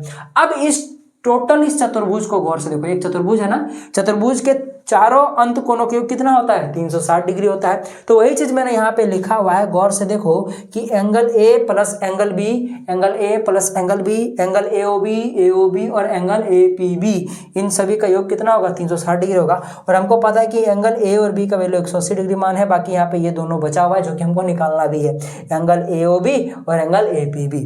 तो यहाँ से 180 को उधर भेजेंगे तो लास्टली जो हमारे पास आंसर आ जाएगा, क्योंकि तो इधर भेजोगे तो घट जाएगा, किसमें 360 में 180 तो बचेगा 180, यानी फाइनली ये हमारा आ चुका है, देख सकते हो प्रूफ। ठीक है, लास्ट लिख दो कि अतः जो भी लैंग्वेज में लिखना आप लोग लिख सकते तो कोई दिक्कत नहीं कि ये वाला एंगल और ये वाला एंगल संगत है, समपूरक है। ठीक है, अब थोड़ा 51 पर आते हैं। देखो आपको यहाँ पे एक चतुर्भुज दिया हुआ है ABCD, ठीक है ना, और साथ ही साथ आपको बेसिकली सीधा सीधी बोलो तो आपको सिद्ध करना है कि ABCD क्या है कि एक समलंब चतुर्भुज है, आपको ये सिद्ध करना है। और क्वेश्चन में दिया क्या है, बस ये चीज बताया कि ABCD एक चतुर्भुज है, साथ ही साथ जो AC और जो आपके पास BD जो है, देखो दिया है आपके पास ABCD एक चतुर्भुज है जिसके AB कर्ण AC और जो BD है वो बिंदु O पर प्रतिच्छेद करते हैं। ये बिंदु जो है इस O पर प्रतिच्छेद करता है, ये दोनों विकर्ण, और ऐसा प्रतिच्छेद करता है कि जो AO और जो BO है, जो AO और जो BO है, यानी कि इनका अनुपात जो आपके पास CO और DO है, जो CO और DO है इसके अनुपात के बराबर है। यानी कि ये वाला अनुपात और ये अनुपात आपसे बराबर, ये चीजें हैं, इतना दिया हुआ है। आपको बस सिद्ध करना है कि ये समलंब चतुर्भुज है। तो समलंब चतुर्भुज का प्रॉपर्टी ये होता है कि कोई भी आपस का सामने वाला जो सम्मुख दो भुजाएं होंगी वो अगर आप लोगों ने समांतर सिद्ध कर दिया तो आपका ये समलंब सिद्ध हो जाएगा। यानी कि या तो आप लोग AB को DB के बराबर माने समलंब बोल रहा हूँ समांतर सिद्ध कर दो, या तो फिर आप लोग BC को आप लोग AD के समांतर सिद्ध कर दो, तो आपका ये आंसर आ जाएगा। अब पता है मुझे पगला जैसा लग रहा है, क्योंकि आपको तो मिलेगा वीडियो लगभग आपका लग रहा है कि पौने 2 घंटे के आसपास वीडियो मिलेगा, पर मैं ये वीडियो पता है आज 2 बजे मैं 11 से लेके 1 बजे तक पहले शूट किया जोड़ना, ठीक है, फिर 1 से 2 खाना खाने गया था, 2 से फिर अभी आपका 5:30 बजे के पार हो गया। इतना देर से शूट कर रहा हूँ, तो समझ रहे हो, इसे लगातार बकने में हालत खराब हो रहा है। ठीक है, पर कोई दिक्कत नहीं, बस 2 क्वेश्चन और बचा हुआ है, मैं करा दूँ तो मैं फ्री हो जाऊँगा। और ऊपर से हमारा लाइन भी बहुत अच्छा है ना, क्या बोलूँ, चलो ठीक, तो इसके लिए एक लाइक जरूर बनता है। खैर चलो, तो यहाँ तक क्लियर हो गया आपका। ठीक है, तो बेसिकली आपको कुछ रचना करना होगा। क्या रचना करना पड़ेगा, बस इस O को इस E के साथ एक ऐसे मिलाओ, या फिर बोलो कि O और E एक ऐसा रचना करो कि जो आपके पास ये जो रेखाखंड बनेगा ये इसके समांतर हो। यानी कि जो O से देखा जाए, अगर O से देखें तो OE समांतर AB खींचा, यानी कि इसको ऐसा खींचा कि ये आपस में समांतर हो जाए। ठीक है ना, चलिए आगे बढ़ते हैं। तो अब प्रमाण शुरू करते हैं। अब त्रिभुज किसको पकड़ते हैं पता, देखो इस ऊपर से ADB को, त्रिभुज ADB, या फिर बोलो कि ABD को, ये वाला त्रिभुज। ठीक है, इस त्रिभुज को पकड़ो जो कि कुछ दिखने में इस प्रकार का इसका थोथना है, ठीक है ना। चलो खींचा गया है तो, और इसमें हम लोग को पता है कि ये जो हम लोगों ने खींचा हुआ है ये वाला, ये और ये आपस में समांतर है, वही चीज यहाँ पे लिखा हुआ है। तो थेल्स प्रमेय से हम लोग को थेल्स प्रमेय पता है कि अगर कोई एक भुजा के समांतर एक ऐसा रेखाखंड खींचा जाए जो बाकी दो भुजाओं को किसी बिंदु पर प्रतिच्छेद करे, तो ये और ये वाला जो अनुपात होता है ये आपस में बराबर होता है। यानी कि ये और ये, यानी कि जो आपके पास AE और जो ED होगा, AE और जो ED होगा ये बराबर होगा BO और DO के। तो इसको समीकरण नंबर 1 मान लो। इसी प्रकार से हम लोग को दिया हुआ है, देखो ये वाला, तो इसको मैंने जैसा का तैसे लिख दिया, इसको थोड़ा सा मैंने मॉडिफाई किया, क्रॉस मल्टीप्लिकेशन कराया, तो क्या हो जाएगा AO इंटू का DO, उसी प्रकार से CO इंटू का BO हो जाएगा। अब इसको क्या कर रहा हूँ, देखो मैं क्या करूंगा, CO को इधर भेज दूंगा और DO को उधर भेज दूंगा, तो आपके पास ये आ जाएगा। इसको समीकरण नंबर 2 मान लो। अब देख सकते हो कि इसमें समीकरण नंबर 2 में ये वाला और इस समीकरण नंबर 1 में ये वाला, समीकरण नंबर 2 में ये वाला, ठीक है। बेसिकली यहाँ पे B होगा, ठीक है। थोड़ा लिखने में मिस्टेक हो गया था, हाँ अब सही हो गया। बेसिकली देखो ये वाला और ये वाला आपस में बराबर है, तो जब राइट हैंड साइड बराबर है तो लेफ्ट हैंड साइड भी तो बराबर होगा ना। यानी कि AE बटे जो आपके पास ED होगा ये बराबर होगा बेसिकली AO बटे CO के।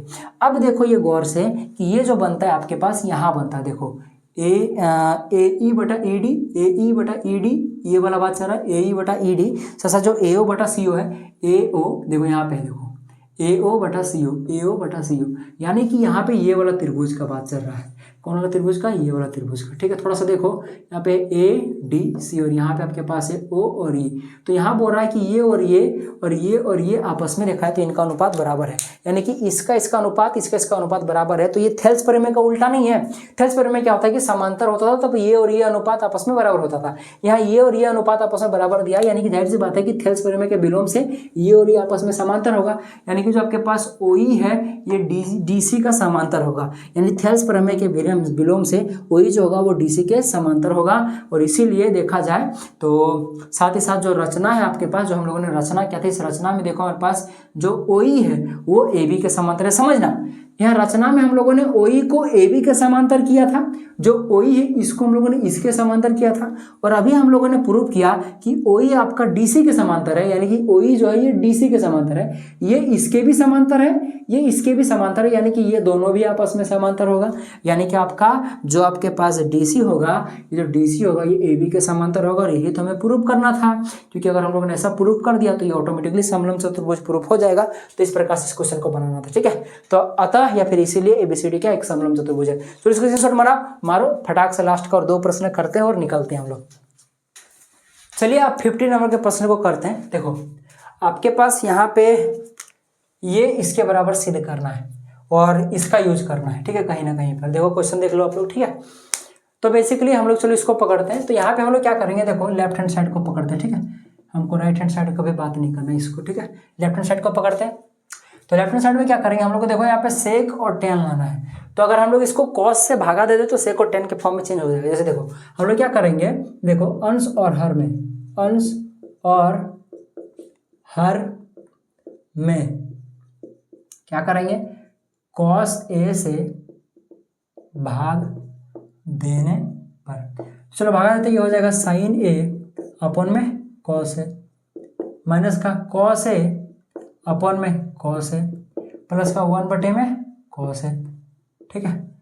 ये तो हम लोगों ने अंश वाले सारे को कॉस से भागा देते हैं, अब नीचे वाला को सबको भागा देते हैं। यहाँ साइन A ये भी भागा हो जाएगा कॉस A से, प्लस का कॉस A भागा हो जाएगा फिर कॉस A से, 1 का फिर ये भागा हो जाएगा कॉस A से। अब देखो गौर से, साइन A बटे कॉस A ये फॉर्मूला होता है tan A का, माइनस का कॉस क्या तो हो जाएगा -1, ये बचा 1/में कॉस A वैल्यू होता है सेक A का, ठीक है, क्योंकि आपस में उल्टा होता है। ये साइन A कॉस A, देखो आपके पास फिर tan A हो गया, ये कट के फिर हो गया +1, देखो माइनस का ये फिर बन गया आपके पास सेक A, ठीक है। अब एक काम करते हैं, इसको बगल करके लिख लेते हैं, इसको पहले करके लिख लेते हैं, बाकी सबको बात कर देते हैं। तो यहाँ पे आपके पास है tan A प्लस का सेक A, ठीक है, और इस -1 को बाद में लिखता हूँ, और नीचे में फिर से tan A माइनस का सेक A प्लस का 1। अब एक काम करते हैं, हम लोग ये सर्वसमीका का उपयोग करते हैं, ठीक है। सर्वसमीका का उपयोग ये करेंगे, एक काम करते हैं, यहाँ से 1 का वैल्यू निकालते हैं, tan इधर चला जाएगा, तो 1 का वैल्यू क्या निकल कर आ गया, इधर सेक स्क्वायर A माइनस का tan स्क्वायर A, ठीक है ना। तो यहाँ पे क्या हो जाएगा, देखो मैं कहाँ पे यूज करना चाहता हूँ, टेन ए रहने दो, मैंने ऊपर वाला को जैसा का तैसा रहने दो, इसको मत छेड़ो, ठीक है। नीचे में हम लोग इसका कारीगरी करेंगे, टेन ए माइनस का सेक ए, ठीक है। यहाँ पे देखो +1, इस 1 के जगह पे मैं ये पूरा का पूरा रख दूंगा, यानी कि सेक स्क्वायर ए माइनस का टेन स्क्वायर ए, ठीक है। अब अगेन यहाँ पे देखो इसको जैसे का तैसे रहने दो, ठीक है, ठीक है। चलो अपन में ये टेन ए, एक काम करते हैं अब ये कर लेते हैं, यहाँ से मैं क्या करता हूँ माइनस कॉमन निकाला, तो जैसे माइनस कॉमन निकालूंगा तो ये टेन माइनस का बन जाएगा और ये सेक प्लस का बन जाएगा, तो प्लस का बन जाएगा, इसलिए मैं सेक को पहले लिख लेता हूँ, सेक ए। बोलेगा सर कौन सा लैंग्वेज लिख रहे हो, सेक ए माइनस का टेन ए बन जाएगा, ये माइनस कॉमन निकालेंगे तो, ठीक है। और प्लस का देखो यहाँ पे ये ए का स्क्वायर माइनस बी का स्क्वायर फॉर्म बन रहा है, ए स्क्वायर माइनस बी स्क्वायर का फॉर्मूला बन रहा है, जो क्या होता है ए प्लस बी इंटू का होता है ए माइनस बी। तो यहाँ पे मैं इस टोटल के जगह पे लिख सकता हूँ, क्या लिख सकता हूँ बबुआ बताओ थोड़ा सा, सेक ए प्लस का टेन ए इंटू का सेक ए माइनस का टेन ए, ठीक। अब देखो गौर से, यहाँ ऊपर का तो जैसा का तो तैसे रहने दो, इसको तो छेड़ना ही नहीं क्योंकि ये कटने वाला है, ठीक। नीचे में देखो यहाँ सेक ए माइनस टेन है, यहाँ भी देख लो सेक ए माइनस टेन है, तो दोनों जगह से कॉमन आ जाएगा, तो जब आपका सेक ए माइनस टेन है अगर बाहर निकल गया तो यहाँ क्या बचेगा, यहाँ बचेगा -1, ये प्लस, और यहाँ क्या बचेगा सेक ए प्लस का टेन है। अब गौर करके देखो यहाँ पे, देखो यहाँ -1, यहाँ भी -1 है, प्लस का सेक, यहाँ प्लस का सेक है, प्लस का टेन, यहाँ भी प्लस का टेन है, तो यानी कि ये ऊपर वाला और इधर नीचे वाला पूरी तरह से कट के खत्म हो गया। तो अब यहाँ पे क्या बचा, ऊपर में कुछ नहीं मैंने 1 बचा, यहाँ बचा आपके पास सिर्फ सेक है माइनस का टेन है, और यही तो प्रूव करना था, ठीक। तो इस प्रकार से इस क्वेश्चन को बनाना था। चलिए नेक्स्ट प्रश्न की ओर प्रोसीड करते हैं। तो चलिए बाबू साहब लास्ट प्रश्न की ओर बढ़ते हैं, जो कि 52 नंबर का है, ठीक है। चलिए देखो लिखा तो बहुत कुछ है पर कुछ मतलब नहीं है, हमें बस ये जो पीछे तरफ जो चार्ट दिया हुआ है इससे मतलब है, जो कि मैंने यहाँ पे लिख दिया है, ठीक है। कुल मिलाकर आपको बहुलक निकालना है, चलो बहुलक निकालते हैं। तो बहुलक निकालने के लिए सबसे पहले आपके पास बहुलक का फॉर्मूला आना चाहिए, जो कि बहुलक का जो फॉर्मूला होता है वो क्या होता है, वो होता है एल प्लस का क्या होता है आपके पास देखा है तो F1 माइनस का F0 अपॉन में 2F1 माइनस का F0 माइनस का F2 अपॉन में इंटू का H, ठीक है। तो ये आपके पास देखा जाए तो फॉर्मूला होता है, ठीक है। अब देखो जिस प्रकार से हम लोगों ने माध्यक में हम लोग को संचय बारंबारता निकालना पड़ा था CF, इसमें जरूरत नहीं, इसमें डायरेक्टली बनेगा, ठीक है। और यहाँ कुल का भी कोई जरूरत है नहीं, ठीक है। सीधा सीधी देखो आपको सबसे पहली बात यहाँ पे देखो क्या क्या है, सो यहाँ पे सारा कुछ है, सारा कुछ बात करूँ तो L F1 F0 जितना भी चीज दिख रहा है सब यहीं पे है। तो भाई सब पहचानोगे कैसे कौन वाला क्या है सो, तो सबसे पहले आपको जिस प्रकार से माध्यक वर्ग निकालना पड़ता था, इसमें आपको बहुलक वर्ग निकालना पड़ेगा। क्या निकालना पड़ेगा, बहुलक वर्ग। बहुलक वर्ग कुछ नहीं होता है, देखो कि किसकी बारंबारता सबसे ज्यादा है, तो देखो यहाँ पे सबसे ज्यादा 20 नजर आ रहा है, यानी कि यही हो जाएगा इसका बहुलक वर्ग, जो कि कितना हो जाएगा 40 से 50। और जो L होता है जिस प्रकार से उसमें था निम्न सीमा बहुलक माध्यक वर्ग की निम्न सीमा, इसमें हो जाएगा बहुलक वर्ग की निम्न सीमा, तो L का वैल्यू क्या हो जाएगा 40, क्योंकि यहाँ पे 40 ही है जो कि सबसे छोटा है 50 और 40 में, तो इसलिए L का वैल्यू क्या हो जाएगा सबसे छोटा वाला बहुलक वर्ग में, जो कि 40 है, ठीक है। F1 जो होता है समझो बहुलक वर्ग की बारंबारता होती है, यानी कि ये हो जाएगा आपका F1 जो बहुलक वर्ग की बारंबारता है, जो कि कितना आपके पास 20 है, समझो F1। उसके बाद आपके पास है F0, क्या है F0 निकालना है आपको। देखो 1 से पहले 0 आता है ना, तो उसी प्रकार से याद रखना कि इससे पहले वाला जो वर्ग है उसका जो बारंबारता होगा वही आपका F0 होगा। तो बहुलक वर्ग की जो बारंबारता होती है जो कि F1 होती है, उससे जस्ट पहले वाला जो कि 12 है वही आपका F0 होगा। ऐसे याद रख सकते हो कि 1 से पहले 0 आता है, यानी कि इससे पहले वाला F0 होगा। तो जाहिर सी बात है F2 क्या होगा, F1 के बाद में आता है, यानी कि यही वाला होगा, ये वाला होगा आपका F2, ये वाला आपका होगा F1 और ये वाला F0 और ये होगा आपके पास F1, ठीक है। तो F2 का वैल्यू कितना निकल गया आपके पास, देखा जाए तो F2 का वैल्यू नीचे देखो 11 है, ठीक। अब बचा आपके पास H, तो H क्या होता है, वही देखा जाए तो देखो इन वर्गों की माप जो कि देख लो 10-10 का डिफरेंस है, तो H का वैल्यू 10 आ गया, बस पुट कर दो फॉर्मूला में, ठीक है। इसको आप लोग खुद भी कर सकते हो, 40 इंटू का F1 का वैल्यू कितना है आपके पास देख लो 20 है, माइनस का F0 का वैल्यू कितना है आपके पास, देखो 12 है, अपन में 2F1, F1 का वैल्यू कितना है आपके पास, F1 का वैल्यू 20 है, तो 20 गुना 2 40 हो गया, माइनस का F0 जो कि कितना है 12 है, माइनस का F2 कितना है आपके पास 11 है, ठीक है, इंटू का देखो कुछ गलत पुट तो नहीं कर दिया, हो सकता है क्योंकि देखो कैलकुलेशन बहुत सारा है, तो हो सकता है कि मुझसे कैलकुलेशन में कहीं 2 की जगह 4 हो जाए, वो पॉसिबिलिटी है, पर मेन कॉन्सेप्ट आपको समझना है कि कॉन्सेप्ट कैसे बनाना है। कॉन्सेप्ट समझोगे तो आप लोग भी उसको घर में खुद से ट्राई कर सकते हो, और घर में एक बार जरूर बनाने का ट्राई करना। चलिए आगे बढ़ते हैं।